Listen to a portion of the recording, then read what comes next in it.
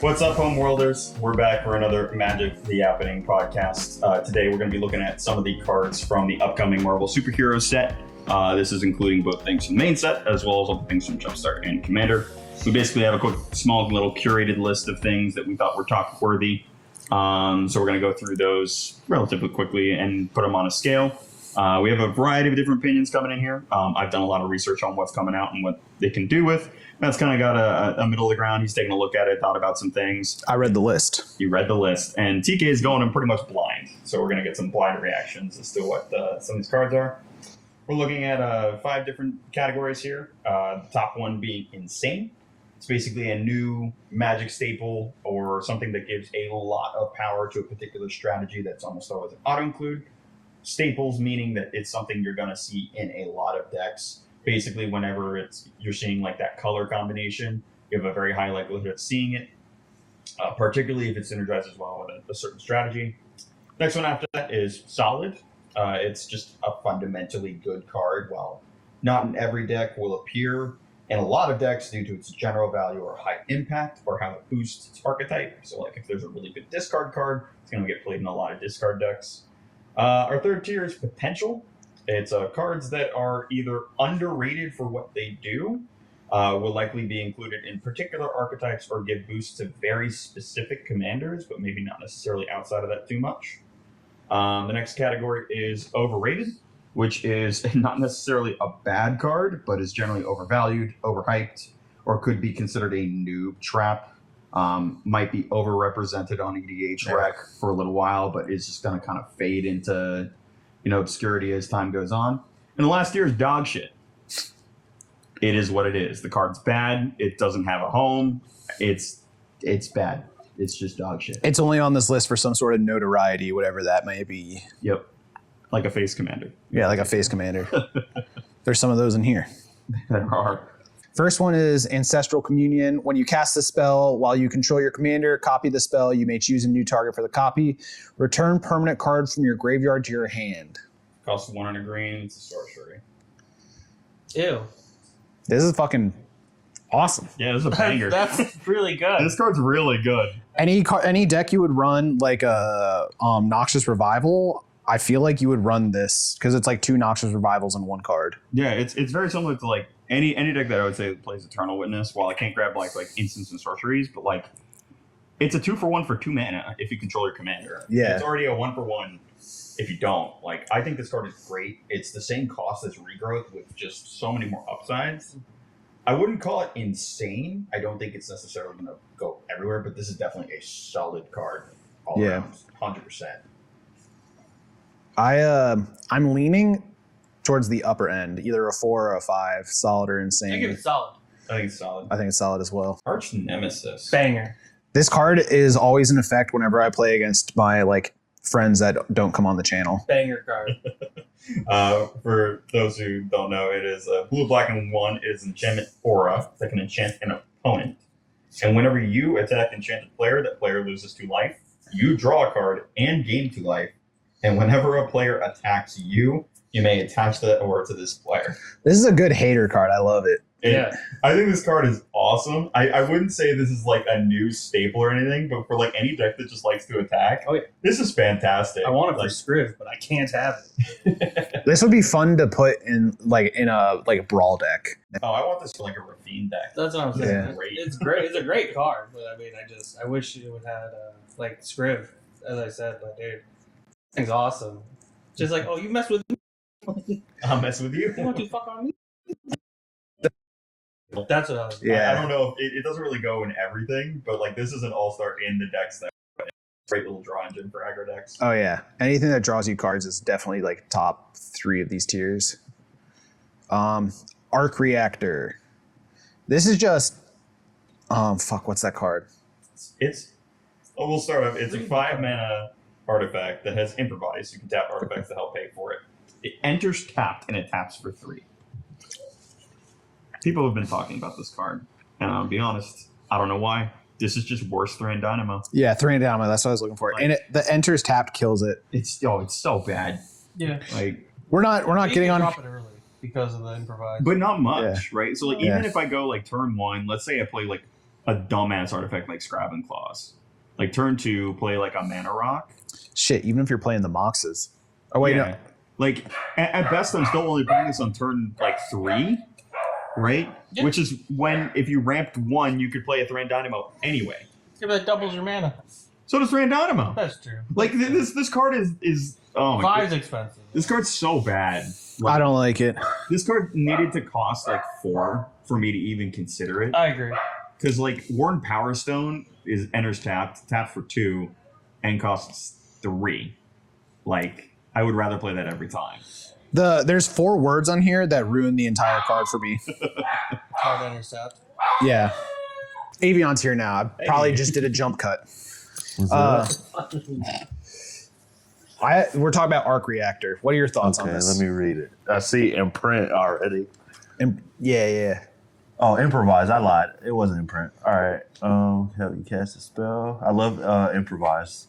Improvise go crazy in the equipment deck I have. Shrimp. Yeah. You can tap to like an equipment while it's equipped to improvise. Yeah, right? absolutely. But Oh, I didn't know why it was equipped. You can do it. I thought Any absolutely. artifact. Any artifact. Yeah. yeah, you can tap equipment. Like I'm saying, like while it's equipped though. I thought you got to tap it before it's equipped. No, it's still its own independent thing, unless it has like I think there are equipments that have tap abilities.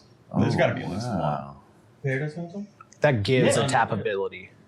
So okay, yeah, it's pretty slick for 3. It's 5 colorless, and then you get 3 colorless out of it. Enters tapped. Yeah. Oh, okay. That's Like- the big thing we're arguing about right now. So and you miss out on the turn, but hey, what's that card to say? Untap all artifacts at the end of your. Unwinding clock? Yeah.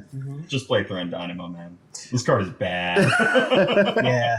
I'm putting it in a dog shit. That's This card is dog shit. Do we have a third That vote? is true. I say overrated because I think people are just going to run it because it's just Iron Man's Arc Reactor and it's improvised. You know what else is an Arc Reactor, art-wise? Should Soul brought Ring. back charge Yeah. counters. The new for Soul Ring. reset, Oh, right? yeah. The new Soul Ring in the Avengers. What deck. are you saying? Overrated or dog shit? I say dog shit to be honest. Okay. That's it. I do say dog shit. Dang it. All right, next one we got is Avenge. It is a 4 and 2 white. The spell costs 2 less to cast if a player attacked you during their last turn. Destroy all creatures. You gain 1 life for each creature destroyed this way. I have a thought on this. I'm going to let you guys go. Fumigate 3? No, Fumigate's 5 mana. Yeah. Okay. This So is, it's just 1 cheaper Fumigate if you got swung at? Which is basically all the fucking time. Yeah. If you're playing this card, I'm giving away my opinion. If you're playing this card, you're probably pretty balls deep into a game. Yeah. yeah. I don't know. I think... The decks that run Fumigate are going to run Fumigate. I think it's just a salty card. Oh, you just destroyed Yeah. my way to win. So here's this. Boom. You get what I'm saying? Yeah. But imagine this in like a Hope S-Time deck where it's like, okay, well, you hit me or like you swung your 30 things at me. Okay, I play this and then I play Hope and now you're milling 30 cards. Everybody's milling 30 cards. Yeah. I don't know. Like, That's a best case So scenario. I feel like this card is meant for like aggro white decks, like obviously the hero precon, where you just go wide, buff everything all the time. and they could So give half the indestructible. so half the time you're not going to want to board white. yeah. To me, I had a friend who was like, "Oh man, Fumigate that costs 1 less is great." I'm like, I can't even remember the last time I played a fucking Fumigate. Like 5 mana board wipes just don't feel good anymore.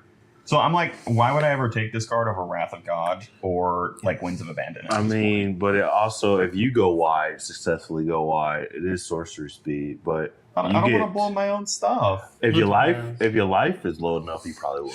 There are decks where I could see this being like, there are some decks where I think this card goes into potential or solid, but the percentage of decks that would pick this card is so small, I think it has to go into overrated. That was my spot, was overrated. I am playing this in a deck, but only because it's on theme. Oh, yeah. It's Nick Fury. Okay. So like, that's the only reason why. Otherwise, it'd be like, yeah, this is just gonna be Wrath of God real quick. But like, yeah, I think this card is overrated. I think people who are hyping this card are like, it's the people who are really happy that they found a penny on the sidewalk. Yeah. Like, congrats, you got your Fumigate for 1 less. You could go get $1 instead and find your Wrath of God on the side of the street. you Mr. know? Krabs ass Fumigate. Pretty much. What do you guys say? Yeah, I think overrated. 'cause Overrated. Yeah. It's too conditional to be ran over a fumigate. Or like when you even run Fumigate, you know? Yeah. Okay. Sick. Baron Helmut Zemo. He is 3 black.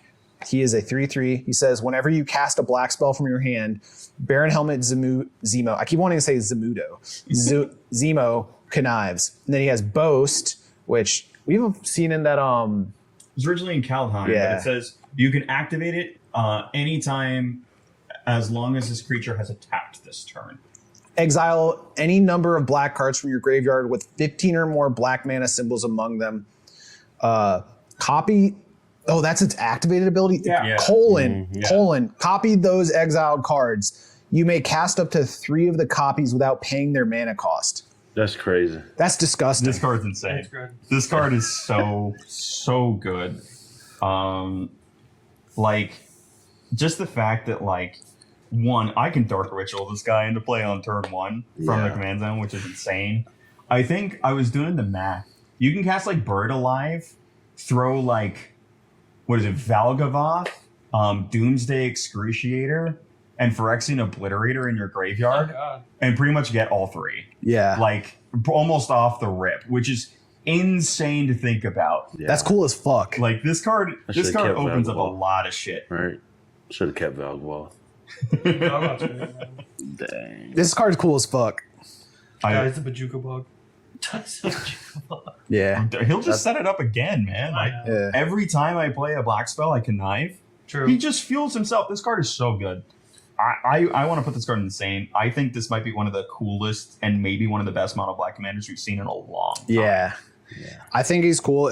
I'm thinking of him in the 99, but as a commander as himself, like the strategies that you could build around this guy are cool. My only argument against insane is that, as Matt was just saying, you wouldn't really run him in the 99. You would have him as your commander. So I don't know if he'd be a staple. Yeah, that's a fair argument. So he might like go to solid for that reason, where it's like Yeah. he is going to be a You got really me with that. amazing commander, but maybe doesn't have a home elsewhere. I Yeah. could see that. That's a fair point. He's going solid. Solid. But he's let's put him top of Top of solid. solid right now, Yeah. for sure. Although we're We're very early into this. So I have a preformed opinion on this. This is one of the ones I remembered. this. Okay, so this is Black Widow, Agile Avenger. She is a black and a white. Red and white. Red and a white, sorry. Whenever an opponent, she has menace. Whenever an opponent draws their second card each turn, put a +1/+1 counter on Black Widow and you draw a card. She is a 2/2 starting. Think about Boros. Think about all of the shit that white has to do to get card draw. Yeah, but it's your opponent.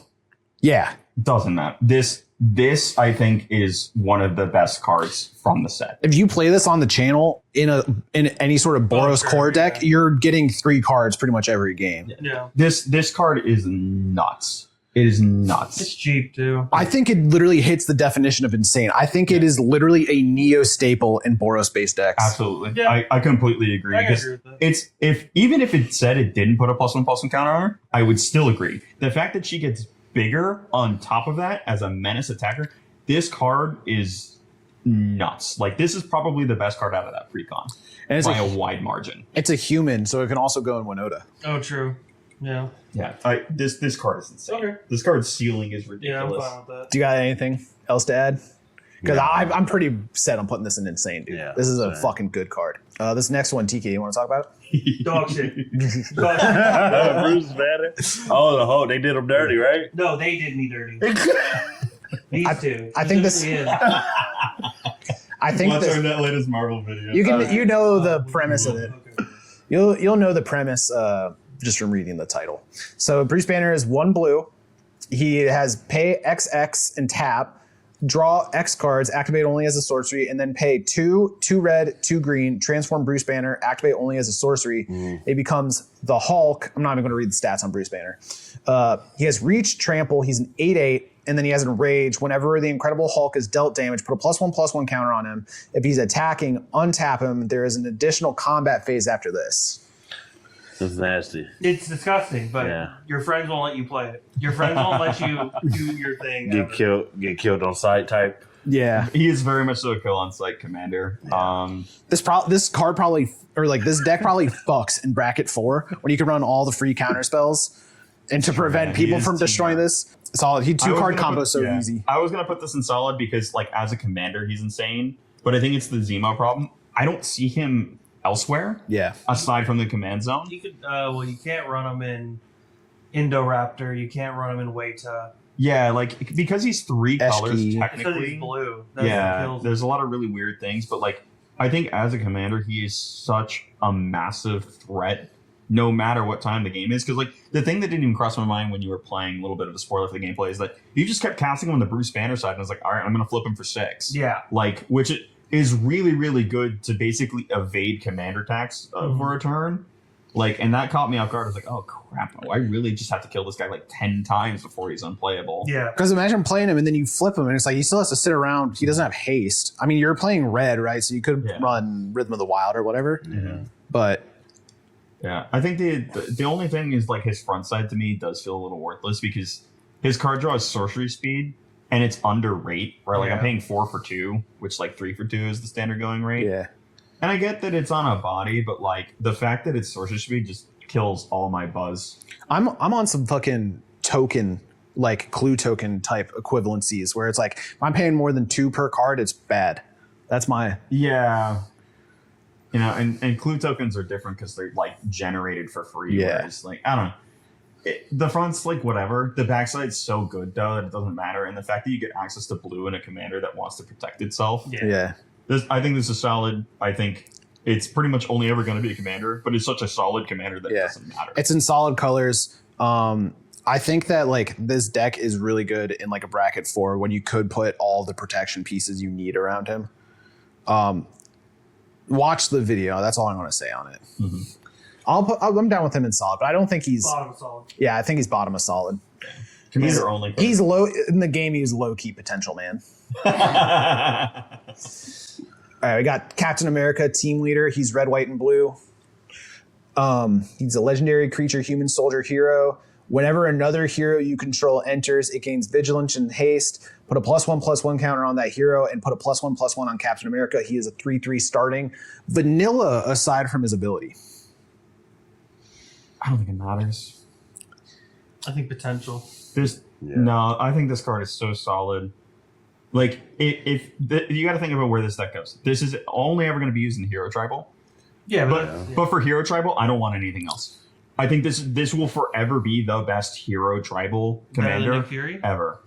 Yeah. Because Nick Fury just draws cards. This is going to kill people. That's true. I think if you sat down all 4 precons and this was like the face commander that they chose out of that, this is going to run over every single other precon. I think it is the strongest out of the 4, if I remember correctly. The fact all your stuff getting an Anthem, haste, vigilance, so plays defense, and he gets bigger is so much going on in a single card that I don't even care that he doesn't say draw a card like I normally want in my command zone. He is so good for his archetype. Yeah, and Jeskai itself. And then the big one is it's just entering. You don't even have to cast. You know, they just enter. That's a good point. Like, so you can cloud shift shit. Yeah, and you can also abuse the Final Fantasy hero tokens that suck. It's true. Yeah. True. Yeah. Mm-hmm. Oh shit, true. He's only going to scale up as we get more Marvel sets too, right? Like, because we're just going to get more and more heroes. Because that was my problem with like in the video that is out, which by the way, we're doing a giveaway for a $200 card. Go ahead and check the first Marvel video, the second Marvel video, or the next video that's coming up. We're running until the end of the July 4th weekend. There's a passphrase. You need to be subscribed and also give us a method of contact.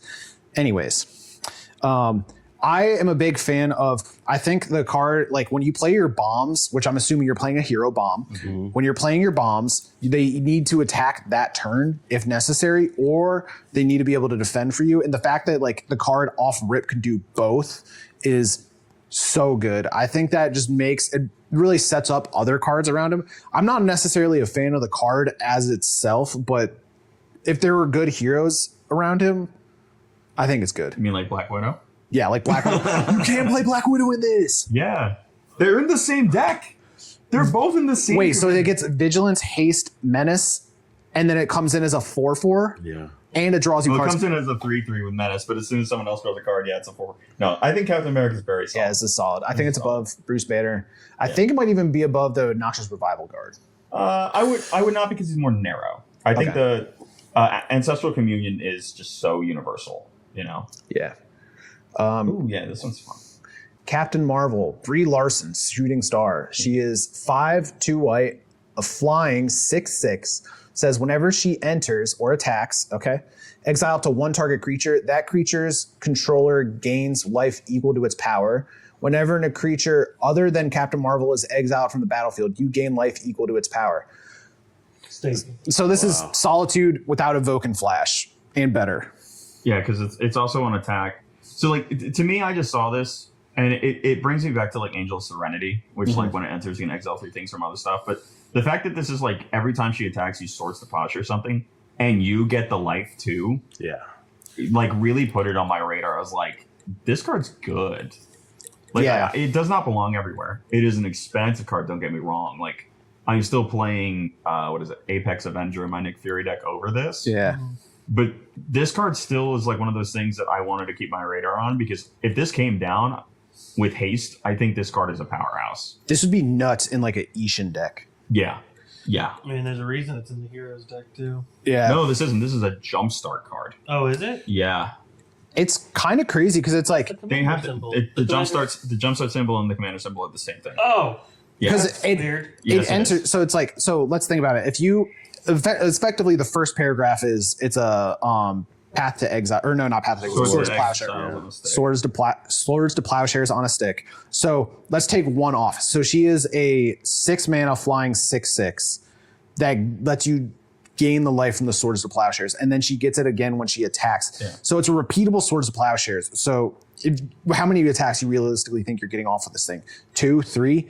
Like, I think she pays for herself pretty quickly, and you also get the life. So it's like you get to remove the thing that was a problem, and then, but it's sorcery speed. You get to remove the thing that's a problem. You also get to gain the life. And that probably triggers mono white or Yeah. some I think this is like high potential. I think it's potential. Like this card went on potential to me because like I'm thinking like in like a red white extra combats deck, this card goes crazy. Oh yeah. I also think in decks like Ketrimos, where like every time you do this, you're gonna draw a card too.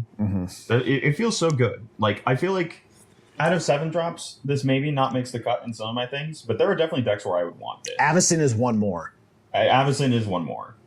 You know, but this is still pretty good. yeah. Like it's whether or not you want to play, you know, Protect the Princess, or you want to say, I'm going to start fucking up my opponent's boards. You know, I think this does have a home in places, which is like, it's a jumpstart card. It caught me so off guard. I was like, what's good for a jumpstart card? Hey, do you think we're still giving dog shit opinions like the last pod? Let us know in the comments. We got so many people mad on the dual lands thing. Really? Yeah. It was wild. I'm leaving this in here. I'm leaving the dual lands thing. I'm not trying to give credence to those guys, but we're right. You're wrong. Next one is Cosmic Crucible. It's 4 green and a blue. I always want to say like 4 and a Simic. Yeah. At the beginning of your first main phase, add 4 mana in any combination of colors. Whenever you cast a non-creature spell, you may copy it.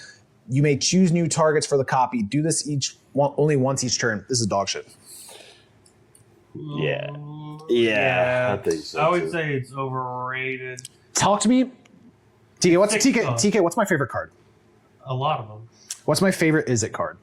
Is it card? 1,000 Year Storm. 1,000 Year Storm. Yeah. How many times have you let me play 1,000 Year Storm since the first time you wanted to get me hooked on Magic, aka Cardboard Crack? I think I've countered it one time ever, and that was the only time you've ever. I think I've only ever gotten to use 1,000 Year Storm to have fun once, and that was like the 3rd ever game of Magic I ever played. Yeah, but it's Simic, so I mean, you can ramp pretty fast and get this out like turn 3, 4, and then say you play Growth Spiral, you do it twice. It's a good ramp card. I think you guys are overlooking a lot. A, this can come down very quickly. That's what I'm saying. B, this refunds over half its cost if you even get to your next turn. And then this copies each spell you play each turn 4 once. mana, that's right. It gives you 4 mana on your turn, which means it's either going to leave something up or it's going to let you cast something very large. And each turn. If I cast something on your turn, I copy it. If I cast something on your turn, I copy it. If I cast something on your turn, I copy it. This card looks innocuous, but is scary in colors that ramp. Yeah. That's what I was thinking. Like you can ramp. This card has a ton of potential. Yo, that's what we need. Reprint 1,000 Year Storm, throw a green symbol in there. You've just got what is it? Quandrix Cascade. That's pretty close, man. Yeah, it's pretty close. Like, but yeah, I think this card is very, very good. Like, does it belong everywhere? No.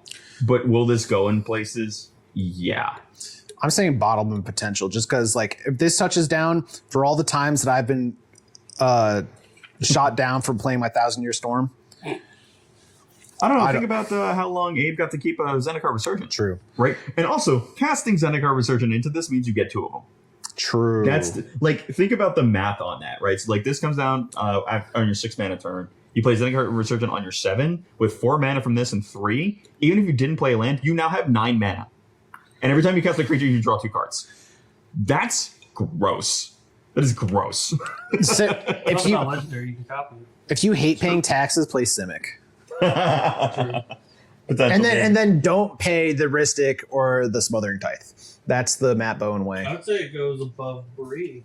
I'm okay with it just being in the category in general. Where you guys want to place it in there, I'll leave up to your imagination. We'll get it on the pass back. But like, I originally was like, man, this card's not very good, and then I thought about it and was like, wait a minute. I think there's too much of a scenario, and I am very bad at this, where it's like, if this happens and this happens and this happens, it's like bam, bam, bam, and then you get to playing, and then Devin's like, all right, I want to mana drain that. So like, what's going to go on now? Like, I think you have to be realistic and like, how effective is the card when it comes down, and if it's not that effective when it comes down, you have to think about, are people going to let me keep it? Yeah, and I think kind of just like all 3 of you just said dog shit until I explained what this, I didn't say dog shit. I was going to say overrated. Yeah, but like about to say that already means that you guys are undervaluing it, which means you probably wouldn't prioritize removing this over something else. I was saying overrated because I was killing that thing the first chance that I got. If Doesn't that inherently make it good? dies to removal is not a reason for power But if scaling. you choose to remove it when you can, I would Yeah. say it's better as an early card than a like mid-game delay card. I don't know, it's like still copying your first instant, like Yeah, but your first you're- and it's non-creature too, right? Yeah. Like this can duplicate your Portal to Phyrexia. I agree. You know? Oh. I think the big thing is Yeah. people's crazy. abilities to stop it. Hey Matt, you want 2,000-year storms? You can have 2,000-year storms. Dude. It's like that South Park joke where it's like 9/11 times 1,000. Oh my god. 911,000. I actually looked at building this after I had already built my decks for the channel. Mm-hmm. Crystal Inhuman Princess, 1 red and a green, flying 2/3. Whenever you cast a non-creature spell, Crystal deals X damage to each opponent, where X is the number of colors that spell is. And then tap, add a red, a green, a white, or a blue. I am a big fan of commanders that ramp, draw cards, or fundamentally change the way that you play the game because they're so strong. This card ramps, so it's already going pretty high for me. It's definitely already starting at potential. I am a massive fan of Burn. I am a big, big fan of Burn. And I also, but the only reason I chose not to play her is because I already have an Aragorn deck. Mm-hmm. And Aragorn is kind of similar. I just wish they would print 4-color commanders that weren't these colors. Yeah. Well, we'll get to that. Did we get 7 of them this set? Yeah. Yeah, it's insane because there's all 4 Fantastic Four. There's her. There's the Fantastic Four. Power pack. There's the Power Pack, and I want to say there's one more. There's just missed you're talking about this set specifically. Yeah, I want to say there's one more in that commander deck too. There's so many. Like, stop printing Blacklist, Give us Saskia colors again. That would be sick. Yes. please. We're finally getting Brea commanders in freaking Reality Fracture, but That'd like, be sick. I'm so tired of this Omnath Locus of Creation color set. Yeah. There's been too many. Yeah, I do like multicolor matters. Multicolor matters are fun. It makes you play Yeah. weird cards. I think this card is great. I think it's Like- solid. In general, low cost commanders that do a lot, because she does a lot. She adds mana, she flies. Wait, this is just BB. That's how. Is this fixed Yeah. BB? Yeah, this is fixed This is BB. fixed BB with more colors. My Does that bad. make her insane? Kind of. I mean, VV was beyond insane. Someone in one of the comments of our shorts was like, "You just want to play VV in a bracket too." I was like, so funny. "Watch the fucking video." I don't think anybody should be playing VV unless you're playing CDH. But anyway, I think it's a solid because again, as a commander, insane. 99, it's good. I have it in my 99 for Falcon Nick Fury. She's so good. She is good, especially non-creature. It's solid is fine, but like this is just we now have like a 4-color Storm Commander. Yeah, like she's just a win condition in a deck like that, and it helps you get there. Yeah, and you can put her in the command zone, and it doesn't feel bad to put her in the command zone too. I'm putting her. I like her like probably top of solid, like probably under your Baron.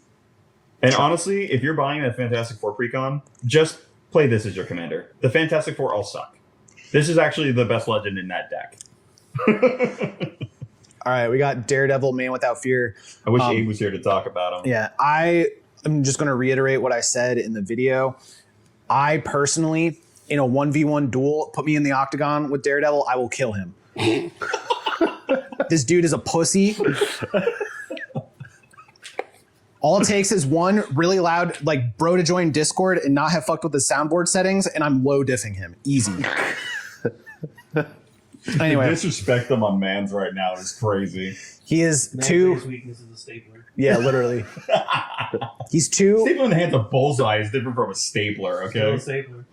2, red and a white, Vigilance Haste. Honestly, kind of good. 3/4. That must mean that I personally am at least 2 red and a white, Vigilance Haste, 4/4. Or no, 4/5. Sorry, because I definitely kill him and I walk out alive. You look at the top card of your library at any time. Ironic because he literally can't look. And then whenever you attack, you may exile the top card of your library. If that card is a hero card, Daredevil gets +2/+1 until the end of turn. You may play that card this turn. So there's a 5 cost or a 4 cost 5/5 if conditions are right. Well, no matter what, I think the nice thing about this card is that you can play the card you exile regardless of whether it's a hero or not. He just gets bigger if it's a hero. So he's a human, too. Mm-hmm. Like, after the video Abe played this in, and I wish Abe was here to speak to it a little bit more, I was actually impressed by this. It did a lot better than I thought, because like initially I was like, man, this card's not that good. But then like, you know, you're sort of getting at least like some of the value out. I was like, this card's actually not bad. Not bad. I'm not trying to spoil bad. I'm not trying to spoil the video, but someone in the comments let us know how many removal spells we used on U2. And then it was like me and Abe, and I was like, my deck is dog shit. So he just had a slightly less dog shit deck. To be fair, I think part of the problem is that my removal spells was killing one thing from everybody at a time. So Daredevil never got to stick around for more than a turn, right? So like, yeah, when you're paying 8 mana for Daredevil, he sucks dick. But like, we'll get to my community 9 too. for Bruce. yeah, That was funny. that was funny. On rate, I think this card is not bad. I don't want to. I want to say potential. Yeah. Because it is like Boros card advantage on a pretty reliable body. Because you get to use them immediately. Potential, man. That's to say, it's a 4 cost 5/5. Okay, the fact that you calling it Boros card advantage on a body that could be a commander makes me, he's like low potential, man. Yeah, I'm not saying he's crazy, but like I can see, like I actually in the Nick Fury deck that I was building, I considered him. I really did. I don't was see like, him maybe. anything more than a support card Yeah. for like Captain Well, Nick- America. Yeah. Doesn't Nick care about like Golos or Goros, like look at the top X cards type thing? He does. Yeah, so radar sense. Yeah, it's he has his uses. I'm gonna let you talk about this next. It's the best card in the set. What is It's a this? staple. It is a new staple. Oh, it's a dinosaur. This is biased. It gives all my dinos +1/+1 hexproof. It's a staple. let's get this up. This is Devil Dinosaur. This is 2 green and 2 for a 5/5 trampler dinosaur. Other dinosaurs you control get +1/+1 and hexproof. It's the best new dino card that's Yeah. come out in a very long time. The fact that I can flip this with just that, and then all my shit has hexproof, fuck you. And it's Yeah. bigger. Yeah, it's a great card. It's fantastic. This is crazy. If you think about it, we're power scaling all Magic cards that are ever printed, not off of like the Moxes or Black Lotus. Also Dremel stuff. Yeah, we're power scaling it off of Colossal Dreadmaw. That's 6 for a 6/6 with Trample. This is a 5/5 with Trample for 4. 2 turns earlier, disgusting card. Yeah. No, this card is insane. Yeah, it's Like, a staple. This It has to this go. will be in every single Dino deck till the end of time moving forward. Yeah. That's the biggest problem. Is we don't have our only hexproof is heroic intervention, things like that. Instance. It's not Now I have stagnant. five. It's not stagnant. And I can flip Yeah. into it or discover it, and it's cheap enough that you can play Pant Laza and hit it at the same time. Okay, so we're going to talk about Doctor Doom, right? Yep. That's your job. This is your job. I have So Doctor Doom, Unrivaled, lifelink, or is 2 and 2 black, lifelink, you draw a card and lose 1 life. Then if your library has no cards in it, you win the game. It's 4/4. Yeah, this is the jumpstart Doctor Doom. So what? This is just like if you want to play like a really, really shitty like Thoracle Consult type deck, or have like really shitty Phyrexian Arena. Well, it's both. It's both on Right. one card. Right, so like It's like quirk in the same card, except because you get the lifelink, so you get to gain the health back from the card draw. So the reason why I included this card and why I actually want to put it in solid is because this opens up an entire new set of archetypes to deck out decks that aren't in blue. Yeah, This is the only thing that does it, and this is almost very specifically designed for the card Doomsday and That's Doomsday true. Excruciator. Ooh. This card as a Doctor Doom. commander makes that strategy viable, Yeah, which is huge. So wait, I have a rules question. So you have to draw a card, and if that card that you drew causes you to have 0 cards in your library, then you win the game. No. If you read this, the reminder text even says you win even if you have 0 life or didn't draw a card. So you have to activate this ability the turn you would go down to 0 cards. or if you have 0 currently. Yeah. If you have nothing in there already and you activate But this, isn't having 0 cards a state-based action? So you wouldn't even get to you respond have to it? to completely resolve this effect before state-based actions are checked, which is why it works. But what if you have the state-based action of having no cards in your library beforehand? The lost condition for 0 cards in deck is when you would draw from an empty library, Okay. you lose. Having 0 in there does not mean you lose. It's if you draw from an empty deck, you lose. Okay. Which is why this card circumvents that, because it's part of the ability to check whether or not you have 0 cards, and you win instead. yeah, but if I play like Makoro in response and just make you draw a card, don't you just lose instead? Yes. Okay. Yeah, but that's true for Thassa's Oracle too, right? Yeah. Like if someone's playing Thoracle and they have 0 cards and someone like hits them with I'm just using the only example that comes to mind, Ancestral Recall, because this target player draws 3. Yeah, that player just dies. Okay. It fits those same rules, but I think the fact that this card just enables new archetypes to be played and well, right? Because this is not a bad card even just by itself, right? Worst case scenario, I play it as a 4-mana 4/4 lifelink blocker, and at the end of at the end of the turns, if I didn't need him, I could just tap him and draw a card, right? He's fine as is, but lets an entire new spawn of decks breed. If I was still playing Anya Falconwrath, he would go in immediately. I'm putting him. He's a potential man. I think I see what you're saying. Yeah. I think it's cool that he opens up archetypes. I think that in the future they can print cards that are stronger than this, where I'm not like, oh my god. I don't disagree, but it's just the fact that we finally got something like this that's not in blue Yeah. for the first time ever. I think really he deserves some credit for that. We should have a 6 category that's like, I just think the card is cool. That's kind of just potential, right? Yeah. I want to just talk about the other Doctor Doom Yeah, real we'll quick. go back to it. He's too fair. He's not as cool as you think. If you want to play this deck style, play Green Goblin. So he just wants to be Green Goblin. He just wants to be Green Goblin. He's nowhere near as good. When you actually build this deck, you're not going to run as many lands as you think. Even as a wheel commander, he's not great. Nope. Honestly, though, there is one thing you could do for him that would fix this. And if it said at the beginning of combat on your turn, target villain gains menace and connives X, where X is the number of villains you control. Yeah, That actually makes him interesting. Yeah. but he doesn't. And so he is at best a card in the 99 for Green Goblin Or just or whenever you Kefka. discard He any land. he could have cost 3 mana. Yeah. He should have cost 3 mana. Honestly, as far as self-discard commanders go, Green Goblin and Kefka are just way better. Yeah. Play those instead. I was hate that I got rid of Kefka Corpse Mage. Kefka's good. Kefka's sick. You know dude. Kefka was in Loki, and I ran Leyline of Anticipation just so he's a villain. Oh wow. So I could Or pick- the ley line of I ran both. Transmutation. transmutation. Yeah, I ran Yeah. the blue and a master because I was just That's so funny. Why not? That's so cool. He is a villain, so let's just make it official. Kefka is cool. Kefka has a lot of strategies, but this is not the Kefka set. This is the Marvel set. Dora Milaje Elite. I'm gonna help you with the pronunciation real quick. No, let him fail. I can't pronounce the normal cards. It's a growing experience. I didn't mean that by normal. I didn't mean that by more normal. Cut that. This man clearly has not watched Black Panther. No, I've watched Black Panther. It's literally like one of the only like post-slop Marvel cards that. Are you talking about Wakanda Forever or Black Panther? Black Panther. Black Panther was during the glory days. That was before the Russo brothers? Yeah. Oh, okay. That was like 3 or 4 movies before Avengers Infinity War. It was good. I'm just thinking of the Pete Davidson thing. Where he's like, he hasn't watched Black Panther. He's like, yeah, I have to watch Wakanda Forever. No, one of the things. There's no ER into it. Yeah. So ER Wakanda. She's a 1 and a white. First strike. When this creature enters, if an opponent controls more lands than you, create a Vibranium token. Vibranium tokens it's an artifact indestructible. Pretty sick. Tap, add 1 colorless mana. This mana can't be spent to cast a non-artifact spell. And then sacrifice this creature. Legendary permanents you control gain indestructible until end of turn. It's the staple.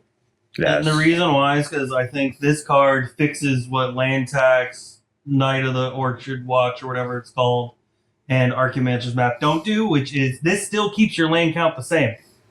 Kind of. It just gives you a rock. That's a good instead. point. That's a good Yeah, point. so the only downside is that this is still somewhat narrow because you can only use that colorless mana for abilities or artifact spells. Yeah, which in most of the time, if you're running white, you're probably either doing Voltron or like Jeskai nonsense. Oh yeah, this card absolutely has its uses. I think the second part is the part that interests me more because normally when we see those kinds of effects, it's usually like creatures you control get indestructible. Yeah.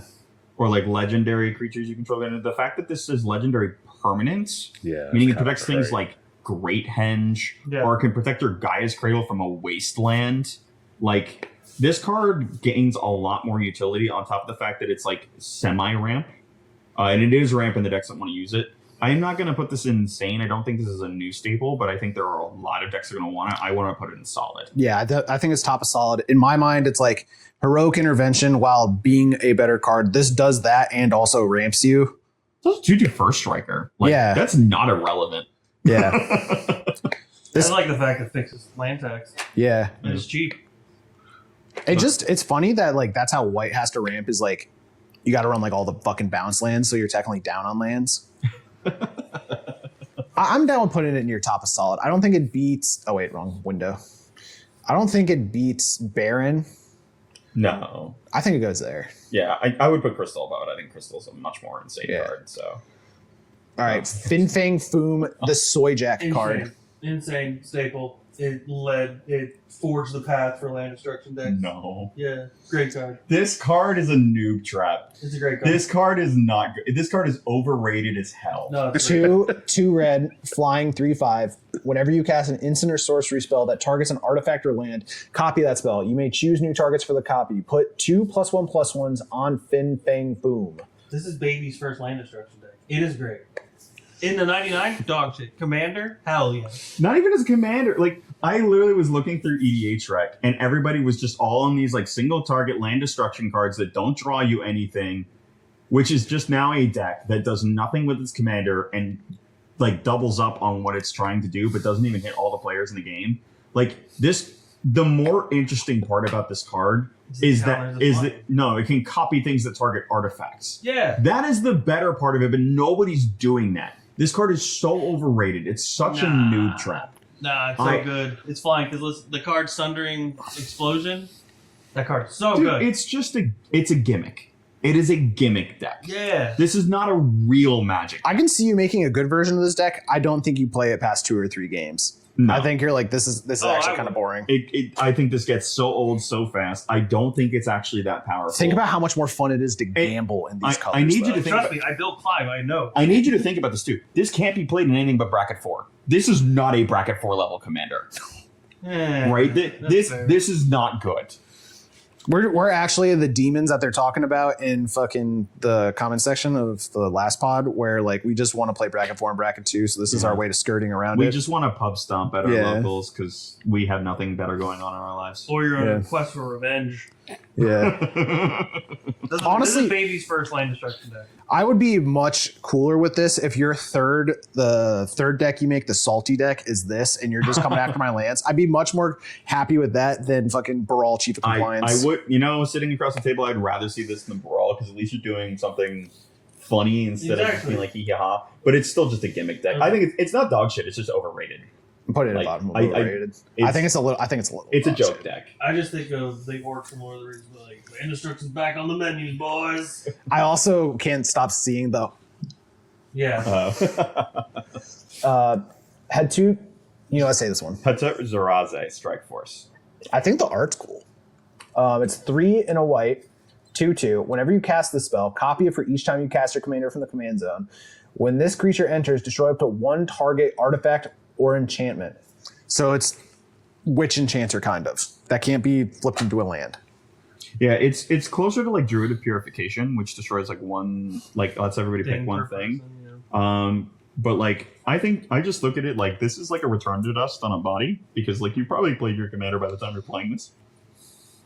But it scales. The fact that this scales as the game goes on makes this really cool, and also the synergy with partner commanders in this card is nuts. Like if I have 2 partner commanders and I've cast them both once, this comes down and blows up 3 things and I have 3 2/2s. I think this card is sick. Like, I think it's a little too niche. Make it potential. Make it black. Put it in The Henzi. fact that you're saying it had like partner commanders where it really no, shines, but like even like for example, but like, where it shines, like Yeah. where it takes the stage. if you could play this in Bruce Banner, just think of that one game. You play this, you would have like 6 2/2s and blown up 6 things. Yeah, but I can't. Yeah, but like commanders like that. Like I even debated putting this in Arabella when it comes out. Because No, like but that's because it's a 2. but it's exactly for commanders like that. Yeah, it's Right? Not to mention it also contributes to Arabella's damage for each time I play. Like exactly. but this card is very, very, very good. Like even just the number of people play like Return to Dust, right? Which is not on a body, exile 2 things. Mhm. This is at least doing that on a body. On 2 bodies. 'Cause you get 2 of them. You get potential. That's what you get. Fine. Technically- I wanted to put it in solid. If you guys want to leave it in potential, I think this card is I awesome. think it's kind of solid. I think it is good. This would be good in a flicker deck because it's like once you get the cast and then it's in, like you get repeatable like modal or not modal, but like you get to choose what type of thing you destroy on the enter ability. Yeah. Which I think is pretty cool. Yeah. True. There's Mind Stone's on here. We're getting to it. I think it's low solid. I think it's potential. It's not even giving you like permanent. It's only just artifact or enchantment. How many artifacts enchantments don't really be on the board? A lot. Think so? A lot. I think people need Just to play think, more. if this was played against your Shrine deck, how would you feel if he got the blow up 3 things? Also, it's pretty hard to hit enchantments in That's what I was a gonna few say, other enchantments, colors. yeah. Okay. It No, is more that's, enchantment removal. it's- Some people need to build better decks. Yeah. I would be for SRAM. Yeah, I'll probably be a little upset. I think you'd also want it in it, so you can blow up things like Ghostly Prison. You cast your commander once, and this is effectively not paying the free cost of Force of Vigor, yeah. Yeah, that's true too. But I have ways to With get bodies. around that. Though. With bodies. With bodies. With bodies. Who cares if the bodies die? Bodies. Okay. Helmut Zemo Mastermind, 2 in a blue, 2/2. Whenever Helmut Zemo attacks, you may cast instant or sorcery card with mana value less than or equal to the power or his power from your graveyard. If that spell would be put into your graveyard, exile it instead. If you cast a spell this way, put a +1/+1 counter on Helmut Zemo. Sorry, I thought I missed a word. This reminds me of Gale Waterdeep Prodigy. That scales. Kind of. Listen, it gets bigger every time. So I'm just gonna call it. This is Attack Caster Mage. Like this is just a sorcery speed repeatable Snapcaster that gets bigger, and with extra combats, this card is so funny. Like as long as you have the mana to keep casting stuff. But if this is your commander, you're not playing extra combats. I don't think this is a command zone card. No. I think this Yeah. is in the 99, Yeah. right? I don't think he goes everywhere. I think this, but I say this card is definitely a potential card for sure. Yeah. Just because like the amount of value you can accrue out of this thing is very, very high. I think it's bad enough that I would let you accrue value on it too. Exactly, right? You're just like, oh, whatever. He's just recasting his ops. And then you like, fucking... Oh, he just recast a time warp. Crap. And then you swing and you're like, oh yeah, by the way, I had an Aminatu's Augury in my fucking graveyard. Oopsie. More people need to play Aminatu's Augury. That card's sick. I'm putting Potential, man. We're putting it in the middle of potential. We'll come back to this. All right, Herbie, fully loaded, lovable robot. 2 colorless, flying. Well, 2 of any color, I should say. 2 CMC. At the beginning of your combat on your turn, if you cast a non-creature spell this turn, surveil 1. Tap, add a red. 1 and tap, add 1 mana of any color. What's that one card of the lady who's screaming and she's red? You gotta be more specific. You gotta be more specific, man. She lets you surveil whenever you cast an instant or sorcery. Oh, Dragon Rage Channeling. Yeah. This is just shittier that, right? But it's also a Mind Stone. Yeah. It's a dork. Like, this is a 2-mana colorless mana dork with upsides. Yeah, I would like it for sure. It's pretty good, man. Yeah. I mean, If you play this as your commander, it's a mono red. it's kind of like Milliken. It's very similar. But, like, now you don't have to mill, right? And it's... I don't know. I saw this and was like, this is cute. This reminds me of Ornithopter Paradise. I always want more 2-mana rocks. Like, The best word on this card is flying. the best card is the taps for colorless. What do you mean? I mean, if we were sitting down at the table and like you were like, this card's actually good, man, I would just be like, mm-hmm. It's fine. Like, it's playable. Mirko would love this. What's the phrase? If you like it, I love it. I don't know. I like it. I think he's solid. He's just solid. He can go into just about any deck, Yeah. right? Mana dork, they'll let you scry. Or surveil. It's just that top deck manipulation I would like for colorless decks. I think it's. I can put it up in potential. Would you play it over a talisman? Probably not. Really? I would. A body. I think it depends. If I'm in a situation where I'd run Mind Stone, yeah. You get a soul ring, you could pay for this. Now it's a body and a signet.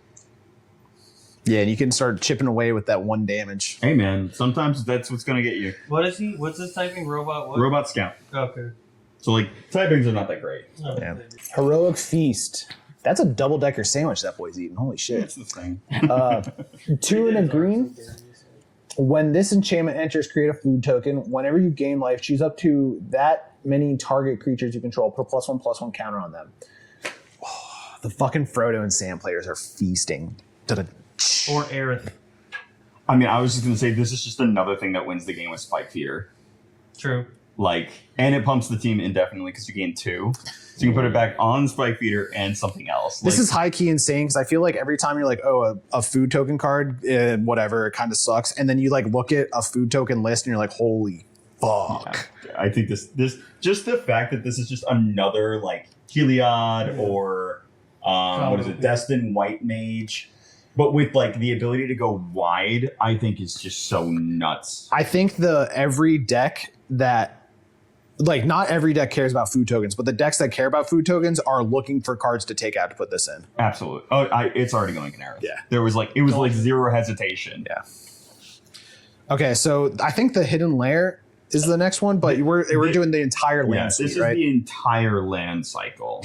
They all tap for colorless, they all enter untapped, and then on the turn they come in, or if you control a basic, they tap for their 2 colors. And it just says a basic. It doesn't say like you need to have an island Correct. or a It is swamp. just a basic. Staples. All right.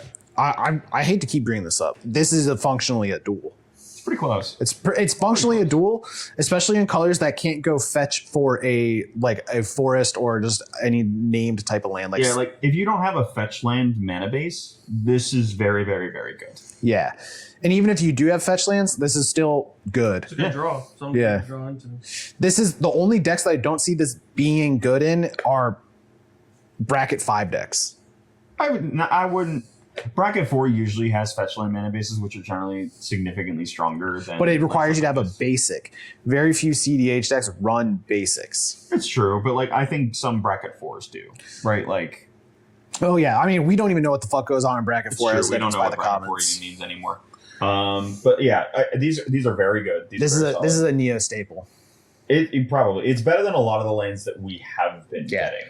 Any deck that you would run, any of those like this enters untapped unless you have like 2 or more lands, or this enters tapped unless you have 2 or more lands. Oh, yeah, it's immediately an upgrade over those. Yeah, it's immediately an upgrade over. It's arguably an upgrade over the original checklands like Glacial Fortress and stuff too, Yeah. that require you to have a specific basic. I think these are actually great for like 3-color decks. Oh. Yeah. Yeah, this is here just because I see a lot of people talking about it, and I don't get it. This card is, It's a monkey wielding 2 swords, dude. yeah, I get it. It's hit And monkey. he's in a suit. I get it. Hey, It's hit This is monkey. tough as hell. Okay, so this is the only thing I'm going to say about this. Here, wait. I got I'm you. going to say it does have potential, very bottom, and the only reason is because it is another card that Indominus Rex, every Indominus Rex plays. Wait, why is this channel called Ape Will Rise? And it shows. This is what you're missing out at. This is showing up on the OBS. Oh, where is Yeah. that? But they gave him swords. You're telling me this isn't the coolest shit ever? Bro, I am a Marvel fanatic. I know who fucking Hitmonkey is. This doesn't make his card better. This is cool as shit, dude. I've seen Planet of the Apes, man. Like, look, This shit's tough as hell. some people are out there saying like this card is insane. This card is crazy. I'm like, no, this card is a nothing burger. This card is cool. Okay. It's cool as I hell. would say overrated, but all I can say is the only case, like Indominus Rex, as I said, where you discard, Like, I get get it. all the keywords, and then you draw that many cards. This is good in like Catherall. This is good in Dominus Rex. This is probably, if you're playing mono green Voltron, this is probably your go-to. But let's not kid ourselves. That doesn't make this card good. In a vacuum, playing this card in a commander game probably isn't doing fuck all. Well, I saw the professor play this mono green Voltron deck once, and since I have to refrain from ever calling him fraud ever again, that was a joke. I put him on Fraud Watch in one video as a joke, and Abe's made me repent. I lash 10 times a day. I mean, I can see if you want to play Voltron and you really, really, really like green because it's your favorite color. Good color to like, by the way. I can see it. It's going in Catherall. Yeah, that's like right. all the keywords matters decks. This is a great little addition, but like, I never want to play it, man. I can put it in overrated. It's overrated. I think there were a lot of people who were hyping this card up, and I'm like, and I think that's the only reason I want it overrated. Like, because it's so whatever, man. What It's not realistically hype does train. Death Touch do here? It makes a good blocker because it is vigilance. You give him tramp, and that's the thing. He doesn't have death touch and trample, which is like the one thing I would want to see. Yeah, for sure. You know, he doesn't have first strike either. That's true. Like- but I mean, there's a lot of equipment that gives trample. I get it. Like you give this guy first strike and trample, and all of a sudden, like everything he does kind of matters. Like Yeah. he's just gonna get through. He's gonna hit. But like What do people actually play that's good? Loxodon, Shadow Spear is good, Loxodon, Warhammer's Power good, Power Fist. Fist is good. Yeah. There's so many good cards that give trample. Wait, this is actually sick. I get first strike is more important though with death touch. 'Cause it means anything that blocks it is dying. I'm putting him in low potential, man. Nah, there's no way. I can see there's I'm potential. sorry, Fang Foom is a better card than this, and that card is overrated as fuck. I don't know. This looks kind of sick. You just like it because you're a Catherall player. Yeah, I do. Like bias on watch. You're on fraud watch. That's what I was saying. Only the people that care about this is like Indominus Rex and like Catherall. Because Indominus Rex, how many keywords is it? 5? 1, 2, 3, 4, 5. Yeah. Yeah, you pitch this. Indominus Rex enters with all those keywords, draw 5 cards. But again, like we're talking about two very, very niche commanders, Yeah. and then a very, very, very niche strategy. Yeah, but that's the same with the Black Doctor Doom. No, because he enables an entire new strategy. That's fair. That is very. This is just like we got a little bit of a boost. There's no way he's worse than. I mean, no. Fucking Daredevil draws you cards, and drawing cards is good. All right. Put him in top of overrated. Let's move on. All right. He's overrated. And more. Fine, I'll put him in. He's overrated. Okay. Next guy. Immortus. Master of Eternity. So I'm trying to figure out how to work this joke. Just don't. Rick Sanchez. Just don't. Immortus, you gotta come with me. Oh, God. It does sound like a Rick and Morty character. 2/2. Taps for a blue for each card you've drawn this turn. Spend this mana only to cast non-creature spells. Power up. I hate this mechanic. Such a good one. Each player shuffles their hand and graveyard into their library, then draws 7 cards. Put a +1/+1 counter on Immortus. It's wheels. Fellas, are you? I'm gonna be honest. I didn't even hear the first. So sentence. he taps for blue for each card you've drawn this turn, but you can only use it for non-creature spells. So you can't use the mana to activate his power up ability. Correct. Okay. You wouldn't want to. Yeah, you wouldn't Well, want to. you can only do power up the turn he enters. Right? No. It's the cost discounted reduction. by his Okay. cost on the turn he enters. Okay. And then you can only power up once it's exhausted, right? Unless you have Yeah, Wonderful but if you Man. flicker him, then you're good to go again. Or you play Mr. This isn't- Wonderful, or what is it? Wonderful, Mr. Wonderful. Oh yeah, Wonder Man. Wonder Wonder Man lets you Man. do power up effects again. We're doing gymnastics a little bit here. I mean, I like the top part. I'm not paying 4 mana for a mana dork though, in green or in blue. It's a little bit more than a mana dork, right? Would Like you put this in Nekizar? No, Okay. that's weird to me. it's a dead card to me. See, I think that's like You one of, wheel draw into this? you gotta think about this. Like the turn, this card is like a time spiral with a little extra steps, because when you activate his effect, he is now tapping for 7 blue Yeah. at minimum. Actually, probably 8 because you drew. But you have to. It's like you have to like Babe Ruth point to the outfield type shit because it's like he has to go through summoning sickness too. There's ways to give haste, man. Not in Nekuzar.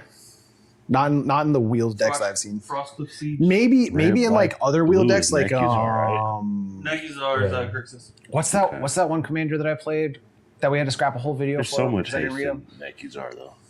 Oh, fuck. When he attacks, cards from your hand get cascade. Oh, Yidris? Yeah. Yidris. Yeah. This could be good in Yidris. You know what? I think this card is actually really good. Oh. Vivi. Oh yeah.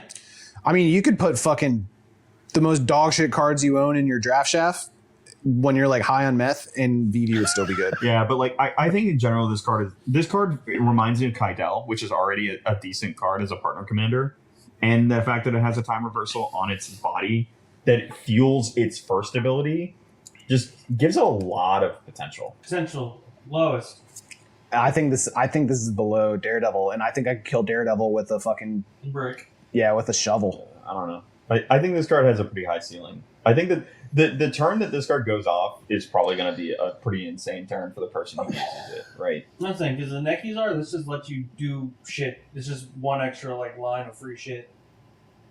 But in Neg is like I'm thinking on a god tier turn that you play this, right? Or like a god tier string of turns where no one interacts with you. You play this on 4, Nekuzar on 5, or you play it on 3 because you ramped on 2. You play Nekuzar on 4, and then you're getting into turn 5, and motherfuckers are popping on turn 5. They're doing shit. They're not like just being like, oh, that sucks that that's out. Anyway, I got to do my own thing. They're actually starting to participate in the game.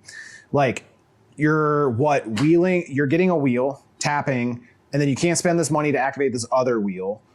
And so you have to like Well, you can. What do you mean? you can't use this to activate this. Correct, but But this is I think in Nekizar though is specifically in that because imagine you have a hand. This is on the board. You do a Nekizar wheel, get 7, right? Then say you play like a Dark Deal wheel, whatever, just another couple wheels. You get 20 something mana. Folio of Fancies. Everyone draw 20 cards. no, because There's- you only there's use so the mu- cast on creatures. There's so much that needs to go right Oh. around him is the only hang up that I'm having. That's what I'm saying. I think there is potential. Like as I was saying, there's a high ceiling. I just don't Yeah. see it being like people are like, I need to get this card. No, it's Like not that. for this type of card or for this like 4 mana 2/2 or whatever, I'd rather have like a Lier in my deck. Disciple of the Drowned. Lear, yeah. Lear can backfire really badly. Yeah, it can backfire really badly. It's really bad. But I mean, we've seen how the fucking games on the channel go. I don't give a fuck what anyone else is doing. I'm doing what I do, and then you stop me, and then Abe wins because no one pays attention to him. Hashtag run it into the wall. Yeah, just keep. If you keep running into the wall, eventually you or the wall will break. You just have to be stronger. 2 and a green. Choose one. Target creature you control deals damage equal to its power to target creature an opponent controls. Destroy a target artifact or enchantment, and then it has rebound. That's what it happened. It's not retrace where you have to discard something. Rebound is when you cast it the first time you exile it, then you cast it from exile on your next turn. Low key, during upkeep. During your upkeep. low key, think this is a Neo staple. It's a great card. This is very solid. Yeah, that's pretty good. The fact that it's just a 2-for-1, right? And a versatile 2-for-1 to deal with both creatures, artifacts, and enchantments. And it's not a fight. Think about how many decks run Beast Within. Just because it hits so much. Mm-hmm. The only thing this isn't hitting is lands, which we're playing bracket 3 and motherfuckers will literally see you in the parking lot if you look at their lands wrong. And so this hits the 3 ones that won't start a fight or a shitstorm in the comment section. And then you get to use it twice for 3 mana. So it's 2 Beast Withins on a body that can also hit or on one card. Yeah. I should say. And it also gets rid of Ristic Study. The best part about this card is rebound. Yeah, the best part is rebound. This card is nothing but except for the fact that it has rebound, which then makes it. I don't know if you got rid of the rebound, I would still think this is pretty good. It's not bad. It's not bad. It sucks with sorcery speed. There's also cards like Clash of the Icons from Final Fantasy that cost 1 to do the top part. Yeah, it's. I mean, and this one right here is naturalized. That's just 1 mana. So naturalizes 2. Naturalizes 2. And you give it 4 twice. No, that's Nature's Claim. That's what I was thinking. 1. That's what I was thinking. I'm saying this is Neo staple. It's up there. It's good. Especially if you're not running if you're not playing higher into bracket 3 and playing Force of Vigor. I think this is fucking awesome. If this was spoiled when I made Squirrel Girl, it would have been a Squirrel Girl. It's so good. All right. Next one. Muscle Mommy. Staple. Next. Jennifer Walters. Hashtag or slash. Buff female Grand Arbiter. Next. 1 and a white, 2/3. Your opponents can't cast spells during your turn. Awesome. Good. Already good. This is already going in decks. I don't even know what the backside does. She is 3 of green and 2 white. Transform Jennifer Walters. Activate only as a sorcery.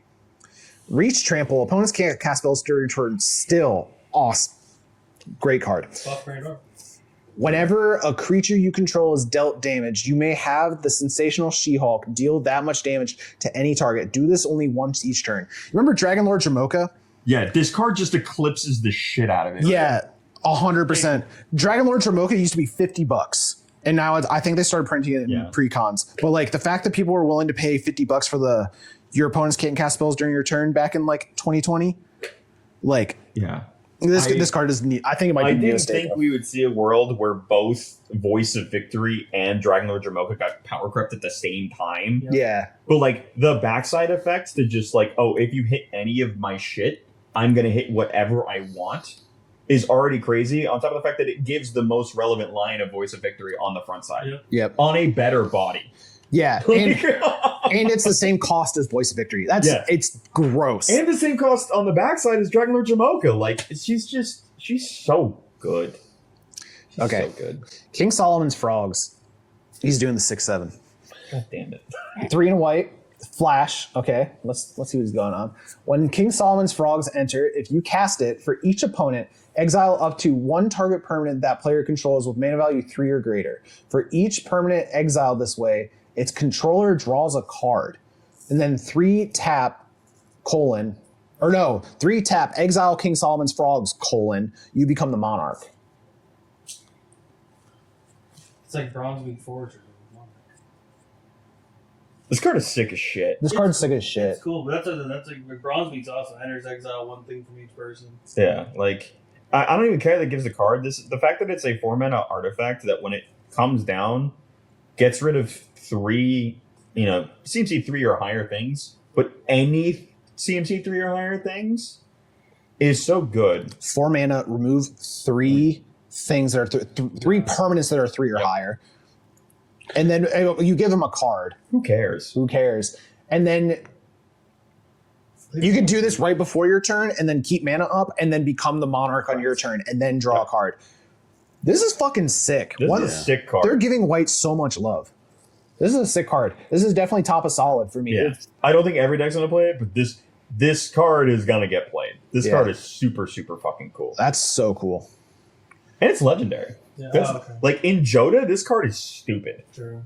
Joda's fucking stupid. Joda's a noob trap. Don't do it. We actually got a lot of followers for making fun of I Joe know we players. did. It was kind of funny. Nobody likes to sit down and stare at him. It's not fun to face. Yeah. They also don't like the SpongeBob.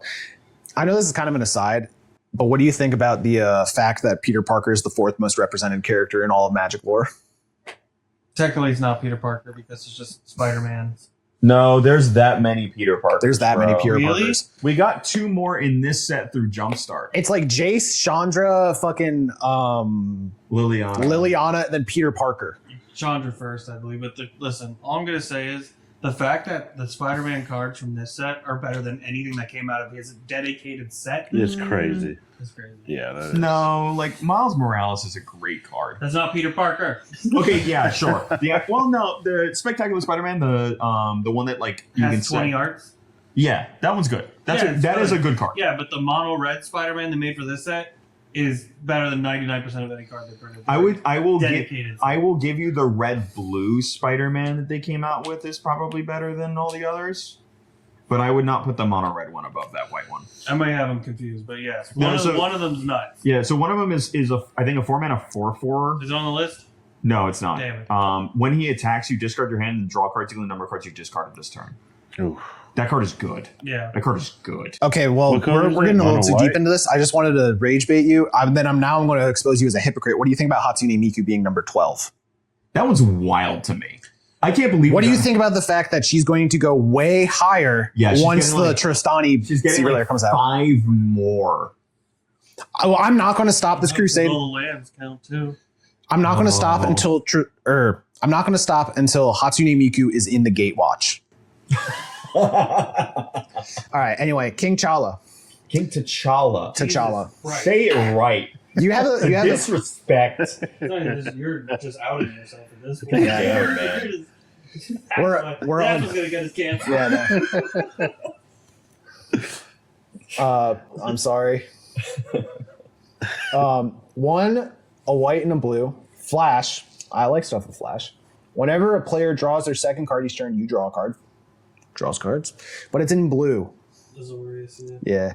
And then you could pay 4 in an Azorius to flip him. Flash, double strike. Wait. Why does... Well, the double sided heroes, you can cast the backsides as is. Yeah. You the do same not way need I to can transform with Hulk. them. The same way I do with Hulk. They work Okay. exactly like Bruce Banner does. Okay. Prevent all damage that we've done to Black Panther. Whenever Black Panther deals combat damage to a player, draw a card. So you draw 2 cards if he connects. Uh-huh. This is pretty cool. This card's fucking insane.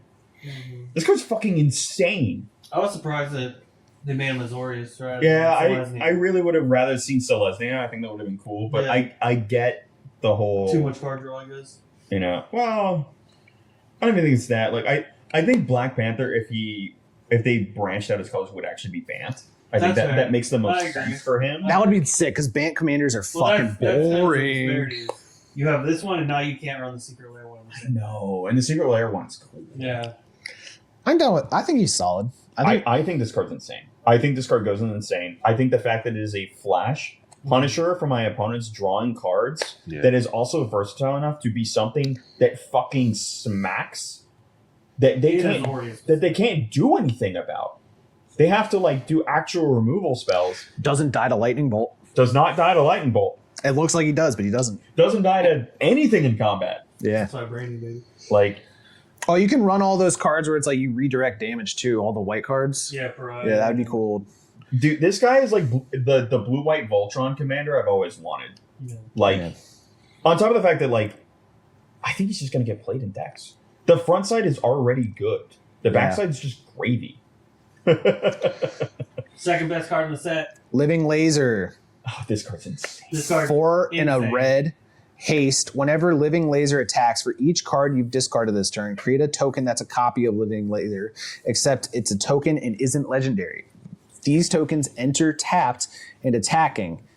Exile the token at the beginning of the next end step. So let me confirm. This is one of those delayed triggers where it puts a trigger onto the stack to exile him, right? Yes. Okay. So you can shenanigans with him. Yeah, Okay, you can sack them all after combat or during Actually, combat. You can do yeah. whatever you want. Or you can Sundial the Infinite. Yes. Yes. Okay. That changes my perception This on him. card is the reason why Ashnod's Altar will be good in Clive. This card is just nuts. Yeah. This But card, this is this going card in just Clive. also For not sure. irrelevant. This card's an elemental. Oh, yeah. Like this card does so much. This card is a game ender. I love him. Like for any discard related deck, this card will. This is end the game. the Storm Splitter Otter, but for discard decks. Yeah, which is a lot easier. Which to do.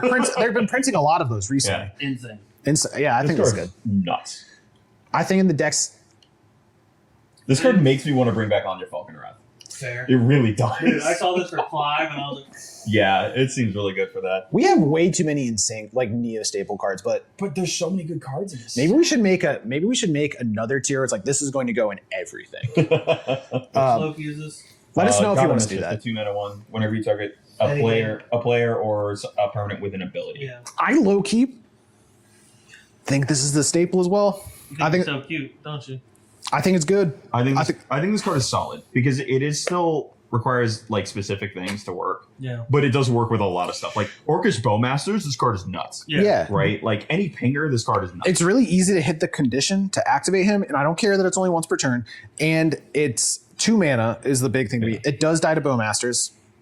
I Watch do your latest video, care. you'll watch me abuse it. Yeah. I do care that it's once per turn. but it's once each turn. So if you do it Yeah, on you your could- opponent's turn, Yeah. you're drawing cards, man. That's true. It's so And it's strong. any sort of committing crime. So like in your Marchesa deck, this would be disgusting. But it has to be an ability. Oh, okay. Right, so like I can't cast a spell and do this, but yeah, like if I tap my Scrabbling Claws on your turn, I draw a card. I tap my Codex Shredder on the next person's turn, I draw a card. Oh, okay. It's just ability. It's ability. Reading, So- okay. Yeah. I think this is top solid.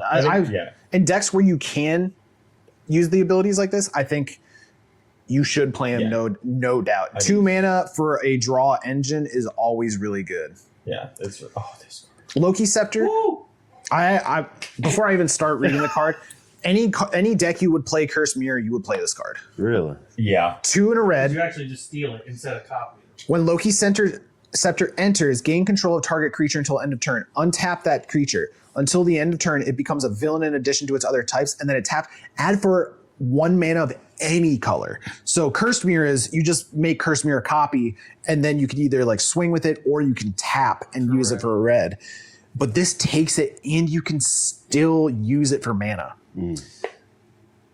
This is disgusting. This card is any deck that was playing Curse Mirror, you're now playing this. Oh, yeah. Yeah, You're just now playing this. This card is so good. It is it's so good. it's too good, and I don't even care that it's 3 mana. It's 3 mana because it's like in the decks where you like. I'm thinking about this in like Muddle because I have Curse Mirror and Muddle. I'm removing a blocker as well. Mm-hmm. And then I can also make Muddle a copy of the thing. We're getting too deep into my own deck text. Earlier you said I low-key think we were talking about Loki. I didn't know. Yeah. There is this rap line here where it's like I'm low key like I fight Thor. I thought that was good. Speaking of other weapons for Yeah. Guardian Gods, Mjolnir, probably a fucking Peter Thiel project that we haven't heard of. Hammer of Thor, 3 in a red. He only does Lord of the Rings. I know. Legendary artifact equipment. When this enters, deal 4 damage to up to 1 target. Double all damage equipped creature would deal. Ooh. Equip worthy. A creature is worthy if it's a legendary non-villain that's red and or white. 2 in a red. Discard this card. It deals 2 damage to each creature. Nicol Bolas is worthy. Wild. So is Nav and I would say the memes Boring. with this card are pretty good with what is worthy and what's not. Joven is worthy. I'm not gonna lie though, like a lot of people were talking about this card being good. I think it's overrated as hell. I think it's overrated as I hell. I can only see this having a place in like Lightning. Yeah, I'll say lightning. Yeah, I crazy. considered it for Just double Arabella, damage. but I don't even think it's good enough. It's 4 mana to get it on the field. Yeah, and then you have to pay 1 to equip it, and its equipment is not like universal. It has to be a legend. Is there a way to discard it from your hand? Or Yeah. Is it just like if it's discarded? It's pay 3 and discard. Yeah, to it's- damage Okay. there. Pay so 3. It could be a wipe. Like Dude, Arabella. 2 damage is not a wipe. Dude, fuck Arabella. A lot of them are actually 1/3s Still. or 2/3s. That's Like crazy. it's gonna kill all my tokens, sure, but I make those every turn anyway. I know. Who cares? MODOK, I don't like the way this dude Bruce looks. Banner dies the hammer. 3/2. This card sucks. Yeah, Daredevil also dies to a hammer if I'm wielding it. 3/2 black, 2/2 flying lifelink, mental orgasm. Pay 3 life. Modok Knives activate only during your turn, and then he gets a really shitty original Elish Norn effect. Creatures your opponents control get -1/-1. You know how I know the Doctor Doom deck I built was shitty is because this was one of the premier cards in it. Well, it's not in the commander deck. Well, no, I one Oh, I you built. put it in it, yeah. So Devin, all I'm gonna say about this card is there's funny ass things you can do with this card. Like Mr. Negative decks. Oh my god. Because I can sit there, get myself to 1 life, and then be like, I play my commander. You have 1 life now, and bang. It's funny. But I just, as paying 3 life to just connive. But they also have -1/-1. Yeah, and that's Well, good. so here's the other thing. He has lifelink, Yeah, he does. right? So here's where I sit with this card and why I want to put it in. Is it just him that connives or another ability? It is him. It is him. He connives. Okay. Right. You're never getting a ROI that is worth it paying 3 life to do the conniving. I disagree. I think just by the merit of the fact that if you are any sort of life gain deck, that this is just a great sink to get a ton of value or get cards in your graveyard, Yeah. right? While fueling up something, while also having a passive that can completely shut out particular decks, makes this card so flexible, Yeah. right? This does not belong everywhere, but I think as a payoff card in certain decks, this does a lot. I think he's a little too niche. I think he's He's really niche, but that doesn't make him bad. I'm not saying he's bad, but I mean, I want to say bottom of potential, because you're right, there is Yeah. room for him. There are places where this card goes. I don't think he can even be overrated because I don't think anyone's rating him. No, well. nobody. I don't think No. anybody is even looking at this card and being like, "Oh, this is good." But That's half the joke. there are places that this card goes. If you're playing 100%. Maha, he's obviously the next best card. But the whole point of Monarch as a character is you do overlook him. So Yeah. No, I think this They're card has overrated. potential. I think the fact that this is a one-sided Knight of Souls Betrayal effect is also rare. You know what? You made me put the monkey down there. I'm putting him down there. Fine. I'll take that trade. Molecule Man. damn good deal. Is there one of those memes like Potential Man for Molecule Man? Yeah, Yeah. but all I'm gonna say is the fact that they printed this card right after Strixhaven is hilarious. Didn't they say this card is kind of broken a little bit? I heard good stuff about 6 mana, 5/5. It's colorless, human. that's the He's big- colorless, and he says non-land cards in your hand have Miracle 0. Yeah, that's crazy. Yeah. Insane. And the Yo, fact think that about they based a whole dragon in Strixhaven to do Miracle, and then they just print this right after is hilarious. Yeah, that's Think about you're playing against this and you're like, this card probably sucks. And then they fucking are like, Rise of the Eldrazi. Yeah. I'm gonna be so honest though. I think this card is overrated. Yeah, it's overrated as fuck. This card is overrated as fuck. Everyone's talking about this card like it's the second coming of Jesus, and it's not. Yeah. It's not. It's good. It will have its places, but it's not that good. what's better than free Eldrazi? It's non- You have to oh, work yeah, for true. it. Like you have to You have have to all the draw stuff. it It that has to same be turn. It has to be the first card you draw each turn. Okay, but Guess what? I would first rather- card I draw each turn. Now everybody fucking exile half their library. I would rather just go for like an omniscience instead, Echoes of Eternity. right? Because it is pretty expensive. Like, She. I think the only thing that gives this card any leeway for me is that since it's Defining Top as a card, which means that you can cheat when this goes out. Yeah. This card is very powerful, but for one, this card has everybody's eyes on it. So when this card comes out, everybody's just going to do what they can to kill it. I doubt most of the time when you play this, you were either going to have something that comes out that's high impact because you didn't have the setup, or someone's going to kill it before you can, or the rare instances where you get to use this once or twice, and that's it. It's You not get- you going. get a soul ring. Yeah. Yeah, without an entire engine, because this card can't be a commander. He's not a good commander, Yeah, No. right? Because you just don't have the access to the stuff you need aside from top and scroll rack, right? Yeah. And if you don't have those cards, you're shooting blind. You know, so especially in a colorless deck, I think probably the best card in the 99 could be is the Zuladoc. It is Zoodalot, yeah. Or imagine what's that one that just came out in TMNT? Crag. Oh, Crag. Crag, Yeah. Crag, yeah. Yeah. Like, there's plenty of stuff you can flip into it that's good, but like, we have cards that do that kind of effect with less setup. True. You know? Speaking of cards that are just everything out of the box, that's not what we were talking about. It's the exact opposite, actually. Yeah. Trying to move it along. Mole Man, Moloid. Moloid sounds like female is to Foid as like mole is to Moloid. All the word 2 and a green. You can play lands from your graveyard. Oh, the 5th version of this effect. Whenever a land you control enters, create a 1/1 minion creature, shout out to Yeet, named Moloid with whenever this creature token attacks, you may mill a card. I think this is a Neo staple. Ramadan Excavator is dead, long live Moment. Yeah. Like, Yeah. I think that's good. the fact that this card just does everything that Ramadan Excavator did, but infinitely better. Yeah. Infinitely better. Like, in the fact that it's you may mill a card, you don't even have to Yeah. on those like tiny big Night Still swings. and so make you, don't they? Yeah, like this card is. I saw this card and went, my poor snake is just dead to the world. I Yeah. will never play him again because this card exists. Yeah. Multiversal Incursion. For each non-token creature you control, create a token that's a copy of that creature, except it isn't legendary. There are, I think, 7 cards this set that do the same thing. And one of them, This which year. wasn't on this list that I'm upset about, is Loki. There's a Loki. Oh, that- Lady Loki? No, Or no? There's a Loki that, at the beginning of combat, pick a creature. Every creature becomes a copy of it, except it's not legendary. Well, this makes a token copy of him. Yes, but this, you could turn your whole Sure, yeah, board he God of mirror Mistrust. he That's mirror it. he mirror forms. Yes. Got it. Just from playing him, I think he's like a 4 cost too.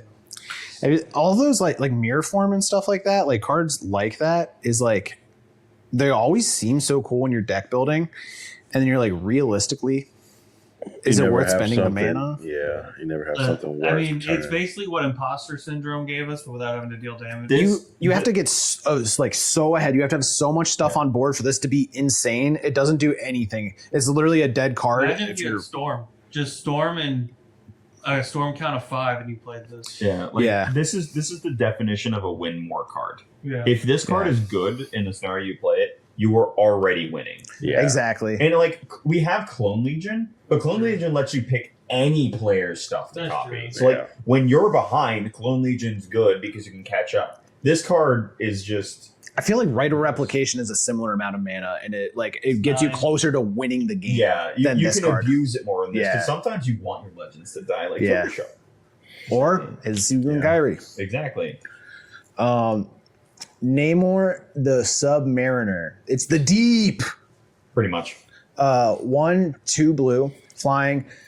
His power is equal to the number of merfolk you control. Whenever you cast a non-creature spell with 1 or more blue mana symbols in its mana cost, create that many 1/1 blue merfolk creature yeah. tokens. I heard about this. This is the one we looked at. This is crazy. The fact that you can cast Opt and get a Merfolk for it is great.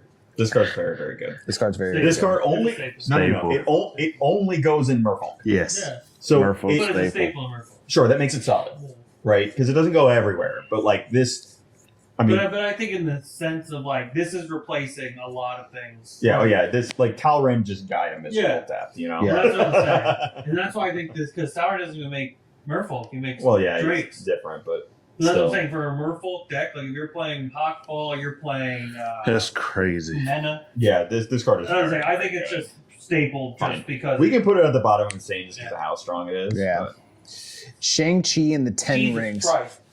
Shang-Chi. Shang-Chi. Right. 1 white and a blue. Hey, peek is Chinese chili oil, by the way, while we're at it. Yeah, true. Chili, oh. Mama Lizzie. Chili, oh. Anyway, first strike 2/2. Whenever you draw a card, put +1/+1 counter on him. When the 10th +1/+1 counter is put on him, you draw 5 cards and gain 5 life. He's good. I mean, I think he's solid. He's solid. He's solid. Yeah. He's very like I was test running my Nick Fury deck with him in it, and I was surprised how fast he came online. Oh yeah. Like I was like, oh. And then if you Wow. pair him with the 10 rings, obviously it's not as bad. Yeah, well, we'll get to the 10 rings. I have some thoughts.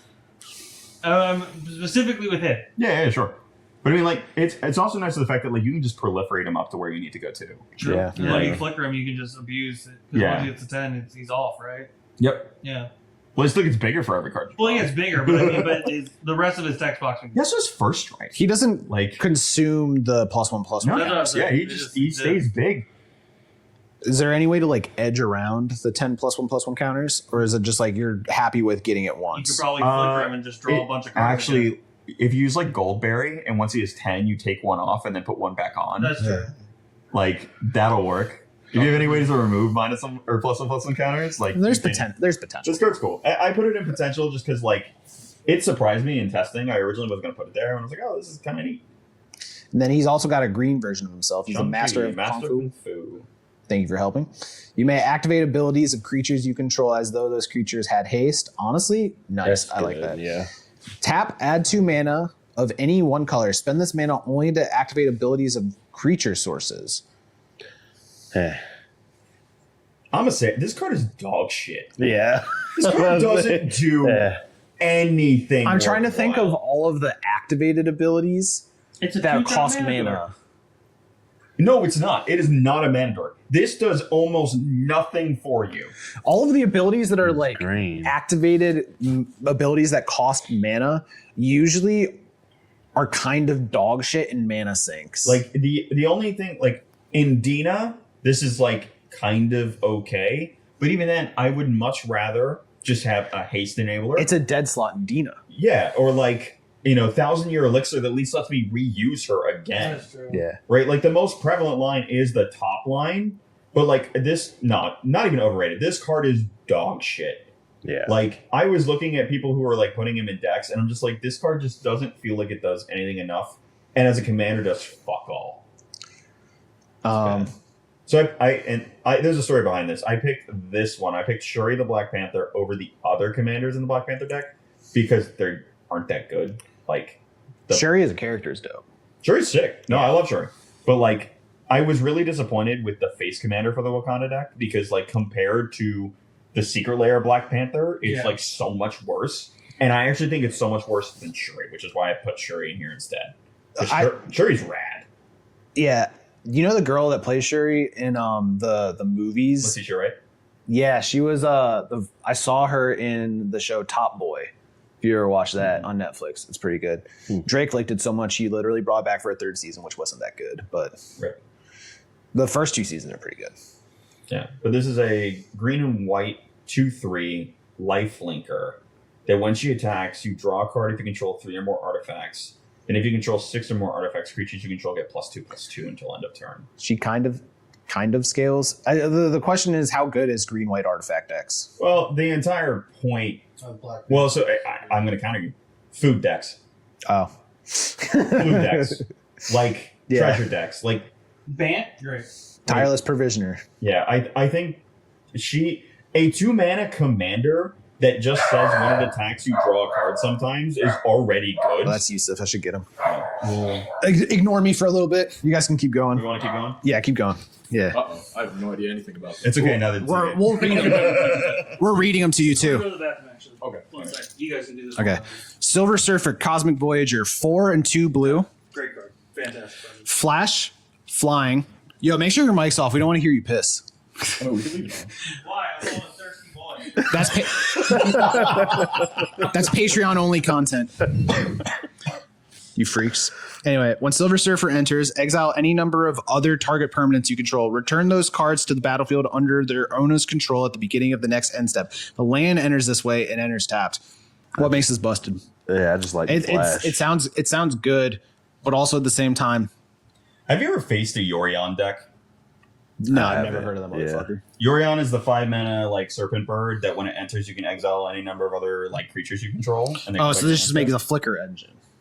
Or Thi- helps make a flicker engine. This, yeah, because like once you have like a Felidar Guardian, you can start flickering this. Yeah. This is it in monocolored. with Flash, which Yorion doesn't have. And Yorion is already considered one of the best Flicker commanders ever. Let me look up Yorion. Oh, so this is potentially replacing This her. brought Yorion into every other blue X deck. Oh, wow. Like, This is the companion. yeah. Oh wait, I know this motherfucker. Yeah. I've never seen So, this. and there is a very, very, very, very important line of text on this card that is different from Yorion. It 20 does more. not say This doesn't not. target too. It's any number of target, I believe. Oh no, it's No, any this one other doesn't number- target. It doesn't target. This just goes through every like hexproof, right? Well, Or what was it? Shroud. yeah, it beats Shroud. So go back to Silver Surfer for me real quick. I think it's pretty good. If a land enters this way, it enters tapped, which I think means that's you can ridiculous. flicker lands. You can, if you get a blink engine and you have that one desert that enters, it does 1 damage to each opponent. It wins the game. I'm just gonna say one word: Tatiova. Yeah, Yeah. Like any landfall deck, this just became one of the best things that's ever existed. Any flicker deck in like this with Displacer Kitten, your board is never getting touched. Your board is never getting touched ever. if You can protect everything. if you come to the table and you're like, I'm playing a landfall deck with a flicker sub theme, I'm really like, kill yourself. But like even just on rate, a 6-mana 5/5 flash that protects your board is already insane. Yeah. Yeah, It's already this. When I saw this, I said this is the best card in the set. I think this breaks open so much bullshit that you can do because it also has flash. yeah. Yeah, that Yorion flash. never needed flash, and it didn't need to flicker lands. Yeah. Like This card's busted. yeah. That's just think That's the ridiculous. eerie triggers, like That's everything that says when a insane. creature enters, everything that says when a land enters, like this card is so fucked, and it is so easy to just keep looping whatever you need as soon as you get anything else that says when it enters, exile something, or like Displacer Kitten, or like even Deadeye Navigator 2 mana. Oops, like this card is so gross. It's so gross. It's versatile. It's a lot of things it It can does. do. It does everything. Yeah. It does everything you could ever want it to do and more. Whenever. it does too much. Because Honestly, of that flash. I was like 6 in mono blue, but then I realized this is not a commander card. This is 6 mana, basically win the game. Yeah. Like I have no other words for it. Okay, Taskmaster Mercenary Mimic. I remember reading this card. I thought it was cool, I think. If it's dog shit, then I'm misremembering. At the beginning of your first main phase until your next turn, Taskmaster becomes a copy of up to 1 target creature on the battlefield or a creature card in a graveyard. That's kind of cool. Except his name is Taskmaster. Love that show. Mercenary Mimic, and he's a legendary human mercenary villain creature. I like the fact that he could target shit in graveyards. Yeah, it's pretty cool. I think that's his biggest strength. Here. This is like the best clone we've ever had. Yeah. Because he does everything that like Body Double did. He did everything that Clone did, except you can change it every turn, and it goes for the entire turn cycle. This card is just always the best card on the field or in a graveyard at any time. Yeah. Untap, upkeep, draw. What do I need this turn? Yeah, like he's solid. I would not call him insane. Him being in Demir makes him like not appear as much as like I would want to see him in other things. Yeah. But the fact that he's always just the best card that's around, especially in is- graveyard because you can it's so entomb. good. But that's like you can entomb your Valgavoth or whatever. And then Yeah, like I have a Valgavoth for every turn now. Yeah. Like turn 2. But he is Or turn susceptible to more types of removal, right? Yeah. Because Well, the it ability depends. procs. He gets the whole text box. Oh, His So, like- name's just Taskmaster. yeah, oh, okay. So like a Deadpool instance in a way. Where it switches? Yeah. Yeah. Okay, before we rip this card apart, the art is fucking sick. What's this guy's name? Thanos. No, I'm talking about the artist. Bjorn Barnes. You fucking killed it, dude. This is did kill it. sick.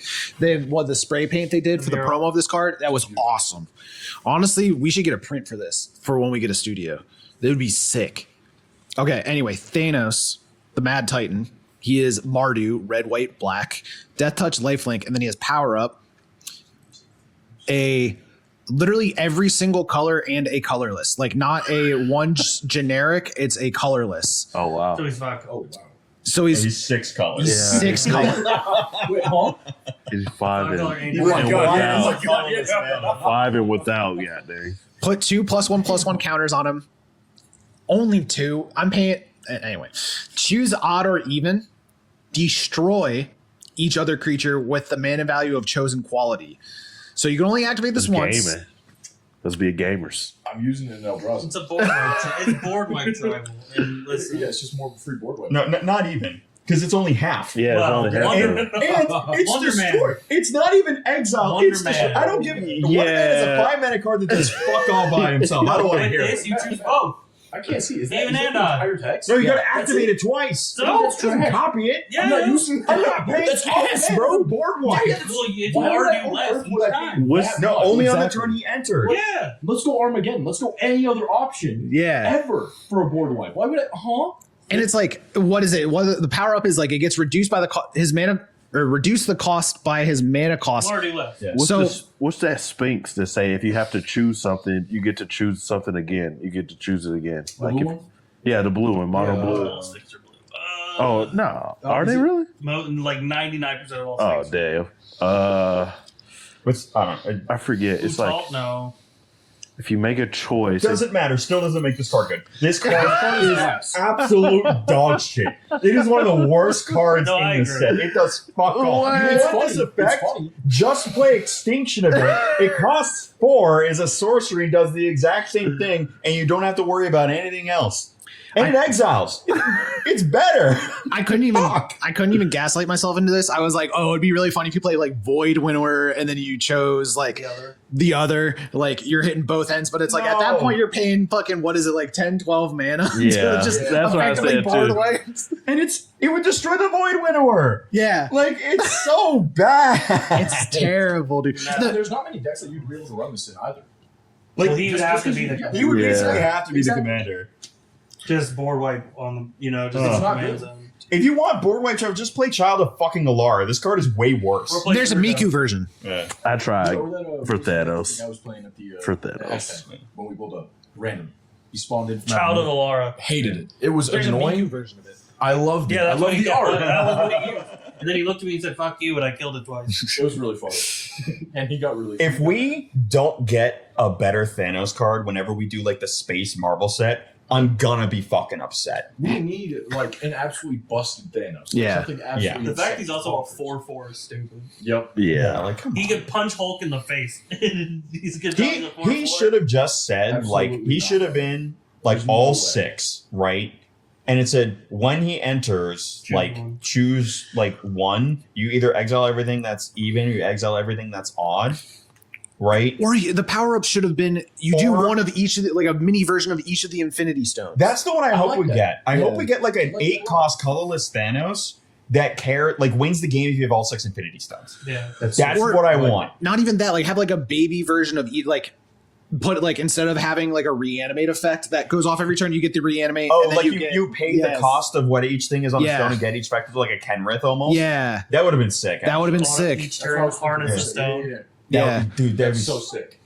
Harness one. But no, they gave us this little. or get to move around the harness ability. That would be cool. That's too. what we're saying. It's Yeah. just automatic. Be like, oh, this turn I want to blink. Oh, this turn I That would want have to. to be a glove effect, not a Thanos effect. Yeah, Yeah, maybe. they're going to. They're going to do a Iron Man where he has the glove on. Oh, Yeah. No, Yeah. because that never happened in comics. We are not going based off the movie. We're gonna get it. I guarantee we're gonna get it. Out of the next 4 Marvel sets, one's gonna be a mystical set where it's like cosmic and like Midnight Suns. So yeah, I want I'm already Dormammu. calling mystical. So like Yeah. Midnight Suns, Yeah. Asgard, I want etc. Dormammu. What? I want Dormammu. Doctor Strange, Doctor Dormammu. Strange, Yeah, all that he's all gonna be in that set. Because Smart they even said anything that was like a major character that didn't show up in this, expect them to be a focus in another set. Yeah, Like we'll get like Ghost Rider and shit. The in that fact set. that I only got That's Doctor sick. Strange as a proctologist. Yeah, is I'm so insane. fucking pissed. Yeah, it's We're also crazy getting a that space they set do with like Guardians, the Korean Scrolls, the Eternals, etc. We are absolutely getting an X-Men set. Y'all know we're gonna get a rival set eventually, right? No, We're No. going to. they'll do a It's mandatory. they'll What if do we a- get Rivals art though? Yeah, no, that's what I mean. Squirrel, girl. I will never be able to live this down. But I Yeah. think one will be a MCU specific. I think they'll do Secret Wars. Well, they do all the alternate timelines and shit at the very That would end. have to be like the last. It would be the last But one. I think they would Yeah. do a MCU one solely so Tony Stark could I don't blast know. his act. So you know what? Then I'll give this to you. Same thing with Marvel Rivals. We will get secret layers that feature MCU art, and we will get secret layers that feature Rivals art. Okay. That's where we'll get that card. The rivals art's gonna go up in price. Yeah, This snap event. yeah. People are going to be time going shift. through those. So many of them are going in jars. Yep. They're getting double sleeve. Counter spell. They're gonna get crispy, bro. You know what's the worst part? I would probably, if there was a Squirrel Girl one, I would probably still get it. Of course you would. Hey yo! Hey yo! Next card. What's your Yeah. opinion? The fantastic car. I Need your fucking. opinion It's a first. vehicle, right? It's shaped like a dick. Wait,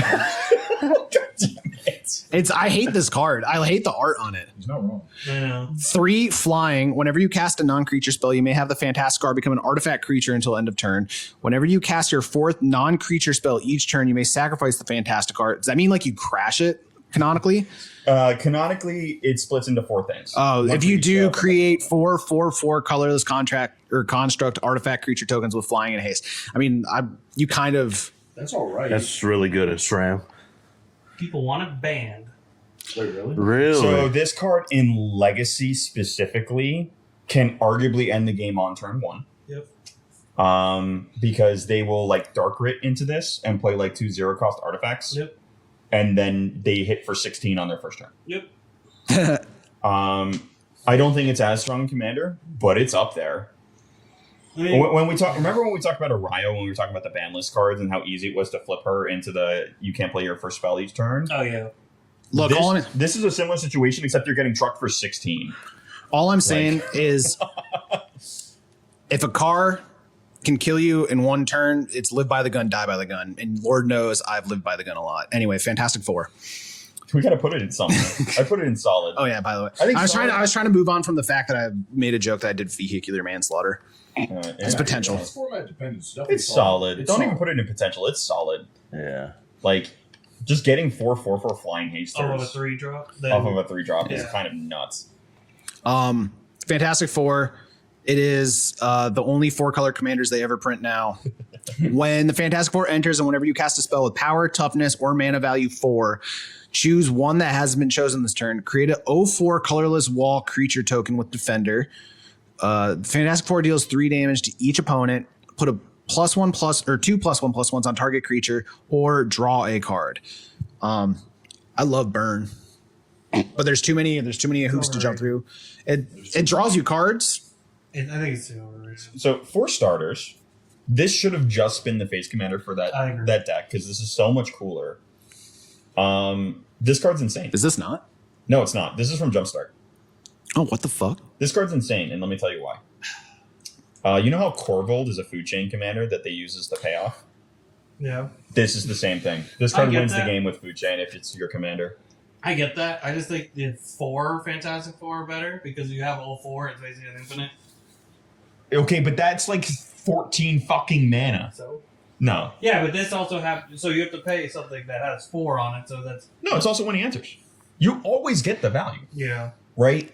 It's like flickering this card, you're always going to get the value. It's very, very versatile, Yeah. right? And then think about how many things have 4 power or 4 toughness There's a or lot. There's 4 a lot. CMC. Like in all these decks that you're going to play anyway, this card is so good. This card is so good. I think just the fact that this is probably a new CDH deck is enough to That's say this fair. card is insane. That's fair. Yeah. I will probably see someone make a CDH deck out of this Yeah, somewhere. It's just food chain payoff, win the game. You don't even have to like Corvold used to have to draw his entire deck. This card just wins as soon as you have it. True. You know, Say the line, Dylan or Cam. Food chain wins games. That's what I was Food chain talking about. wins games. They're not here. damn. They're like 100 miles away, 200 miles away. The Mighty Thor, Jane Foster, 1 white and a blue. Flying, whenever the Mighty Thor attacks, exile up to 1 target non-token artifact or creature, then return to the battlefield tapped under its owner's control. So it's one it attacks. And then whenever an equipment you control enters, draw a card. Stram with blue. Yeah. I was saying, I want your opinion. Yeah. I like the fact that it's you got that one keyword right there. Flying. Yeah. That's one less thing you have to put on her. But no, she's solid. I would have definitely look into it when I go out to the store and get this set. Yeah. Are you going to replace SRAM with this? No, man. SRAM is the OG. SRAM Drazi. Hell yeah. He the OG. Those are solid. oh, wait. She's very good. She's solid.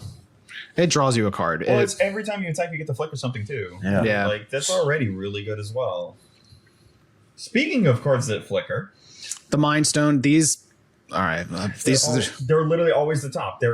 They go in every single fucking deck now. I hate it so much. Oh, do you like 2-mana artifacts? What if your 2-mana artifact also scaled into the late game and gave you an effect that's instrumental to the type of deck that you're playing? And was indestructible. How many cards exile artifacts? Anyway, let me read what it does. It taps for a white. It's 5 and a white. Tap, harness the Mind Stone. You have to tap this one, whereas on the Soul Stone, I think it's you have to sack the creature. But who cares? All creature. Fucking rip the Bitter Blossom token I made this turn. And then the Harnessed ability says at the beginning of your end step, exile up to one other target non-land permanent you control, then return to the battlefield under its owner's control. So it's an indestructible 2-mana blinker that also lets you tap for mana. They're better than every talisman that exists. Yep. Like they are just They're the best rocks. they're the best rocks. They are like they're borderline better than Arcane Signet because they do so much more and they can't be So that's destroyed. like, even just at a baseline, they're indestructible. Yeah. Like they have the potential to be crazy. Marvel ass like rocks. it's better than all these diamonds and shit that people are playing. It's better than every Signet. Like I hate these because they were designed to be like you should play these in every deck, and if you're not, you're playing at a detriment. Yeah. They're like the Moxes of the modern era. They should have never been made this Those way. sets are always gonna have value. I think that's kind of the point. Scarlet Witch. Instant and sorcery spells you cast with 4 mana value, 4 or greater, cost X less to cast, where X is the Scarlet Witch's power. She's 3 mana and a 2/3. There's some I wanted cool. her to be She's better. there is a really good There- one in yes, the deck. There is a one, yes. Yeah. There are some cool X cost red spells, which like I think it's cool, but Yeah, not as eaten. I think this is just one of those things where it's like it's really good in the decks that want to play it, so I'd put it in potential. Like this is definitely not a goes everywhere, but like there are a lot of decks that are going to want this. Yeah. You know, like my buddy has a Magus Lucia Kane deck. He would love it. I was Yeah. debating on putting in 5 just because there's so many instant sorceries. Yeah, I mean, and like all these Prismari like big spells matter stuff that's come out. Like she just goes in all of those decks. Oh, is it my turn to talk about this card? Yeah. Have fun. Serpent Society, 1 black and a green, Death Touch, Ward, get 5 poison counters. So if you target it, the spell's countered unless you accept 5 poison counters. That's crazy. Whenever another creature you control with Death Touch dies, each opponent sacrifices a non-token creature of their choice. Would Dublin season work with this? I do not think so because Doubling Season cares if an effect would give something counters. That is a cost. This is like paying a cost. Okay. I don't think it's the same. All right. I mean, I think you guys are gonna hate me for saying that. I think this card is overrated as fuck. I think it's overrated. It is overrated as I fuck. think part of me wants to just I don't like that Insane and Staples the same category, but it is going in every single deck that cares about the word Death Touch. Yeah. Sure, but like no. You are building a Death Touch deck with this in mind, but that's not really something that exists. That's true. Right? So like this card made its own deck, which is cool, but you have to play a lot of like mediocre / dog shit cards to make it work. I would say it's just it's another Finn the Fangbearer. You have more options. It's Sure. in my mind, this is a Golgari aggro deck, which is Death Touch tribal. Yeah, And you're running. This is your Death Touch Tribal Commander, but like there is enough outs to this. Like we even played a game where I played this card. And we were afraid it was going to dominate a game. It did. I mean, I just This could be pretty good if you're running like a Finn the Fanebearer like standard deck, because this is the only experience I have with standard is I played Finn the Fanebearer Death Touch tribal deck. This would be cool as one of the cards that you put in there. Sack recursion, I feel like. Because it's like you swing like in that deck, you just swing and then it's like, okay, well, we both lost something, but this makes it so okay, I lost one thing, you lost 2. So I don't know because what is it? Earthbending is a thing. Oh yeah, true. So like Earthbending just nullifies this all the time. Yeah, that helped me one time. Yeah, well, you were also playing a deck that only cares about having one creature. Eh. You were literally running into bad matchup syndrome. Whereas like I don't know, I think this card, don't get me wrong, I think this card is good. But I think the amount of people like hyping this is way overblown, which just makes me want to say it's overrated as fuck. That's fair. Speaking of overrated, 10 rings. 8 mana, colorless legendary artifact. your max hand size is 10. At the beginning of your end step, if you have fewer than 10 cards in your hand, draw cards equal to the difference. What was that one motherfucking card that came out in Edge of Eternity's the End Stone? The End Stone. Yeah. You draw every time you like play cast or something, play anything, and then your life goes to 20. Like, I don't see anybody talking about how goated that card is after it actually got printed. I don't see this a whole lot card of people. seems worse. And this card seems worse. Yeah. Yeah. No, I think this card is dog shit. I was gonna say we all take a vote. 1, 2, 3. Dog shit. I can't see any pluses. It just lets you. It fills your it's hand back 8 up. mana. You always have 8 cards in hand. And then 10 cards. And 10 cards. But Okay. like the other thing is to maximize the value you're getting in this, you have to play a lot of cards. If it was indestructible, I'd be like, that's cool. But Yeah. Miracle it. You can miracle it with dude. that's Oh, true. what? If we're I'm miracling just something, saying. we're just miracling Ulamog, man. Like, I don't know what we're talking about. I would never want to miracle. Where's my portal to Phyrexia? Every time over this card. That's the new argument. Well, you can miracle. Yeah. Yeah, guess what? I can also bring it back with Goblin Welder, okay? That's way less steps. Okay, unbeatable Squirrel Girl. We already talked about it. People do beat it to Squirrel Girl, so she's not unbeatable. 1, 3 green, 4/4. Whenever this unbeatable Squirrel Girl enters or attacks, create 1/1 green squirrel creature token. I love squirrels. Capitalized love. 1 and 3 greens for a mana cost. Create X 1/1 green creature tokens, where X is the number of squirrels you control. Man, this seems like a New Squirrel Commander? this seems like a good Seedborn Muse deck. Go ahead and talk about it, Devin. I think this card's great. When this card was spoiled, I was like, this is Like, like... put it at the top. Put it at the top. I don't know. For personal reasons, put it at the top.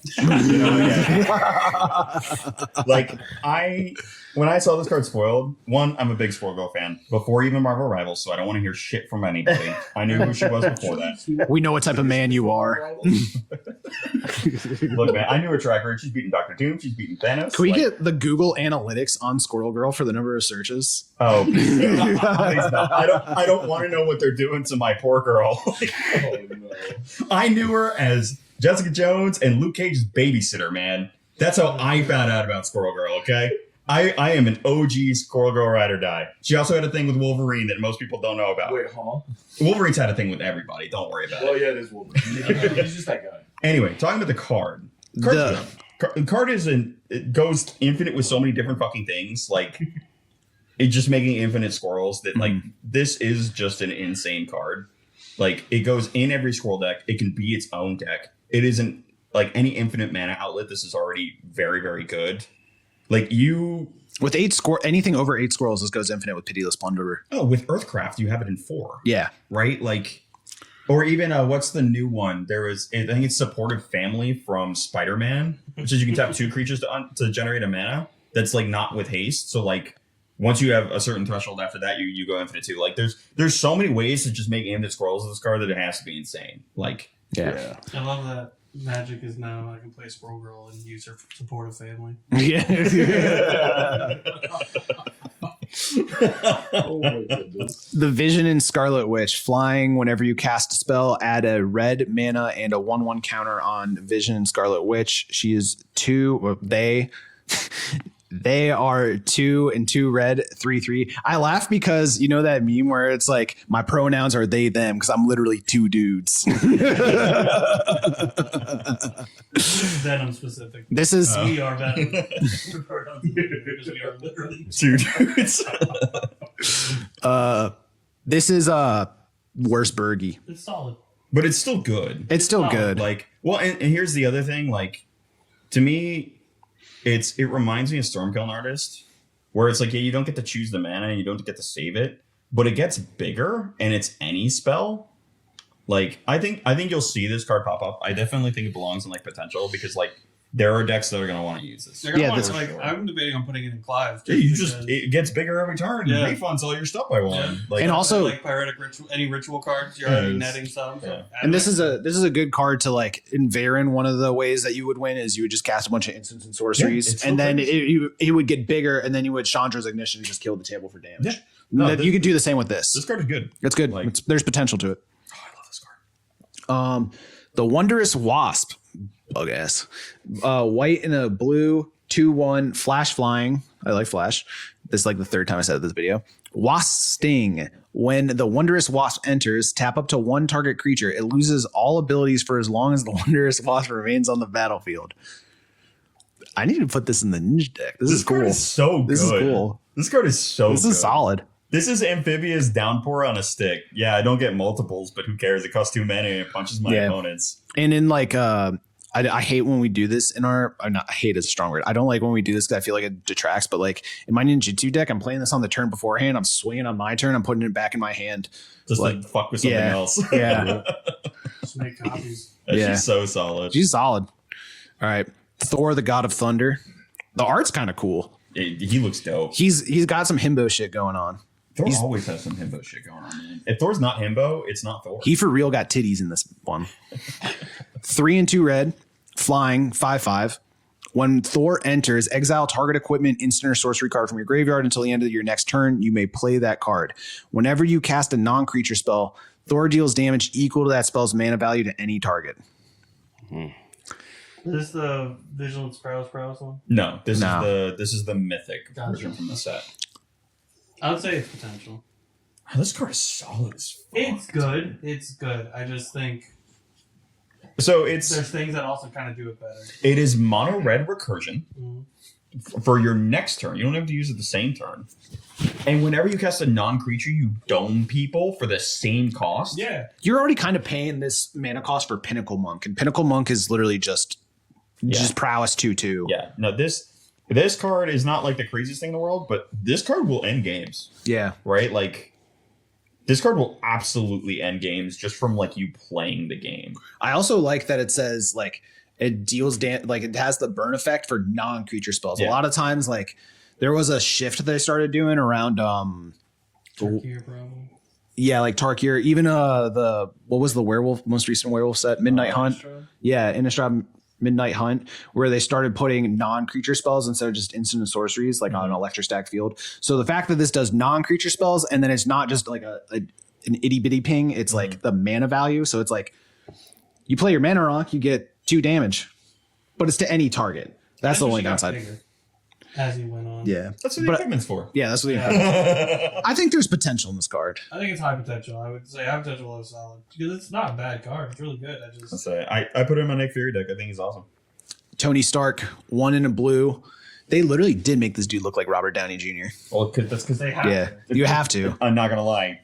Iron Man kind of just looked like him already. Yeah. To be fair. Also, RDJ is the GOAT. He's also kind of a harbinger of slot, but we look over it.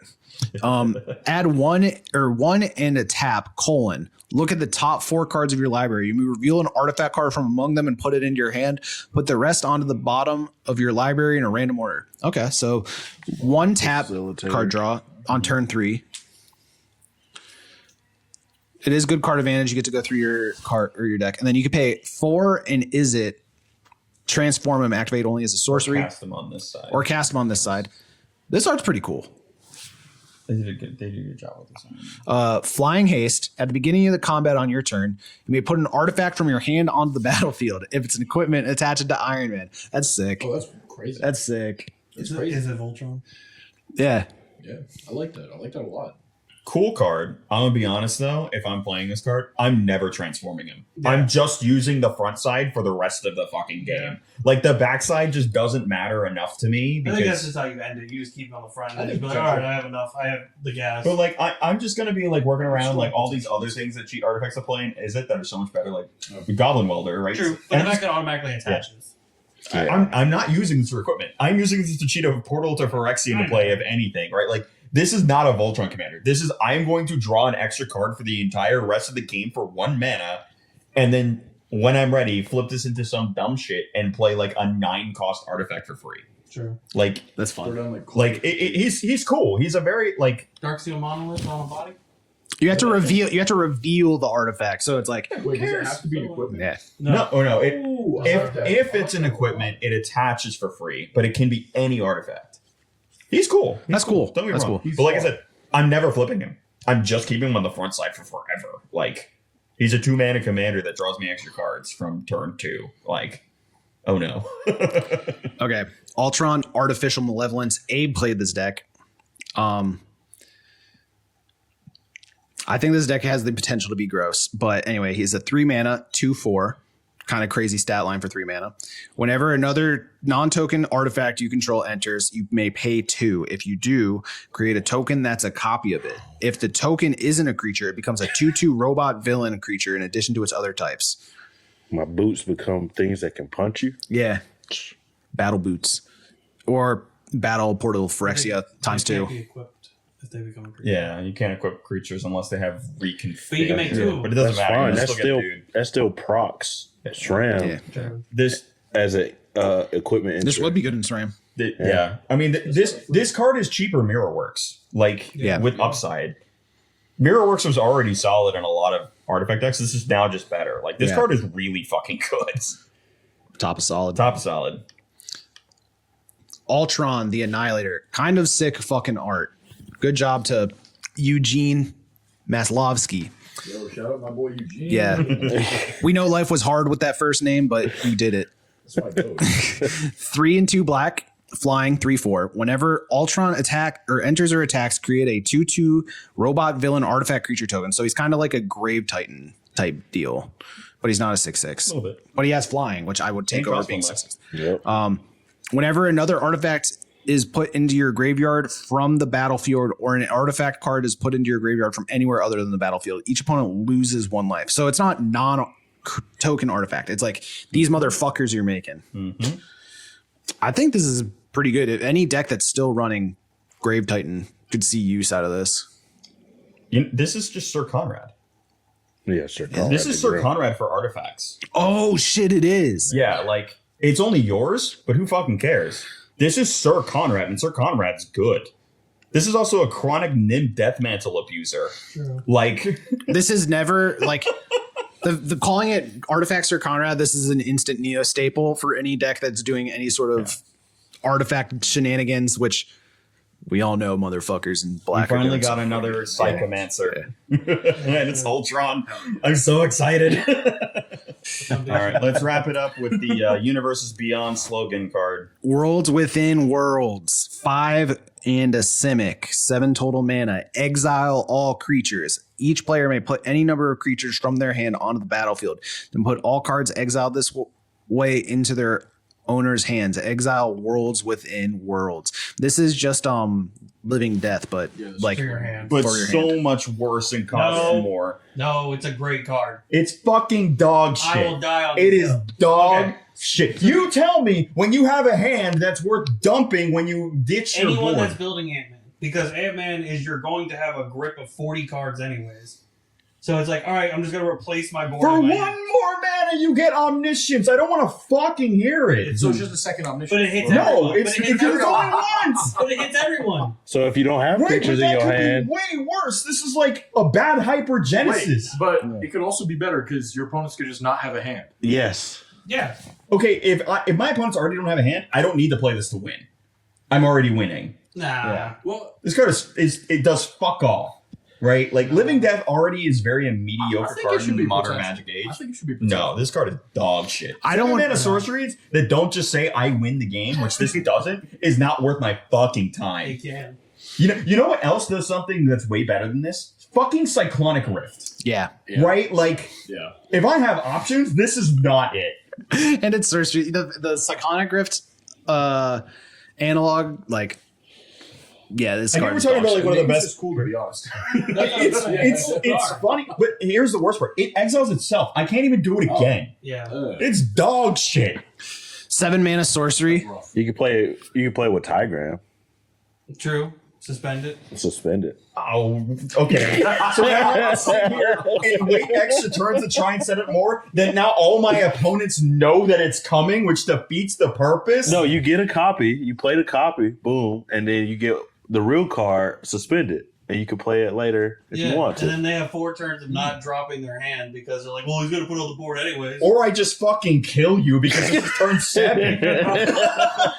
But it's Civic. That's turn 4 at a good day. That's still not good enough. It's awesome. No, this card is dog water. No, because if you have Ant-Man specifically, you could just cheat. I would rather never play Cyclonic Rift in a deck again than ever put this in one of my decks. This card is fucking worthless. I'll take you up on that. No. Jesus. I need Cyclonic Rift for you motherfuckers. Are you kidding me? Okay, I'm down with this tier list. We actually have a good amount of staple cards. I kind of wanted to keep Insane to a smaller tier, but This set's so good. this set's good. This set's so good. Is that what we're learning? Yeah, they actually did a really good job with this. I think the weird part is that a lot of the cards I think went under the radar because of Jumpstart. Because a lot of these were Jumpstart cards that were like, damn, this is fucking solid. So if I'm at the store and I see like I can choose Jumpstart. No, the Jumpstart's fucking dog shit as a product. Just buy the single. Like the rarity or the likelihood of pulling any of the rare Jumpstart sets is like there's like 2 per box of the mythic level ones. Let's go gambling. Yeah. I love child gambling. Never stop gambling. Thanks for watching.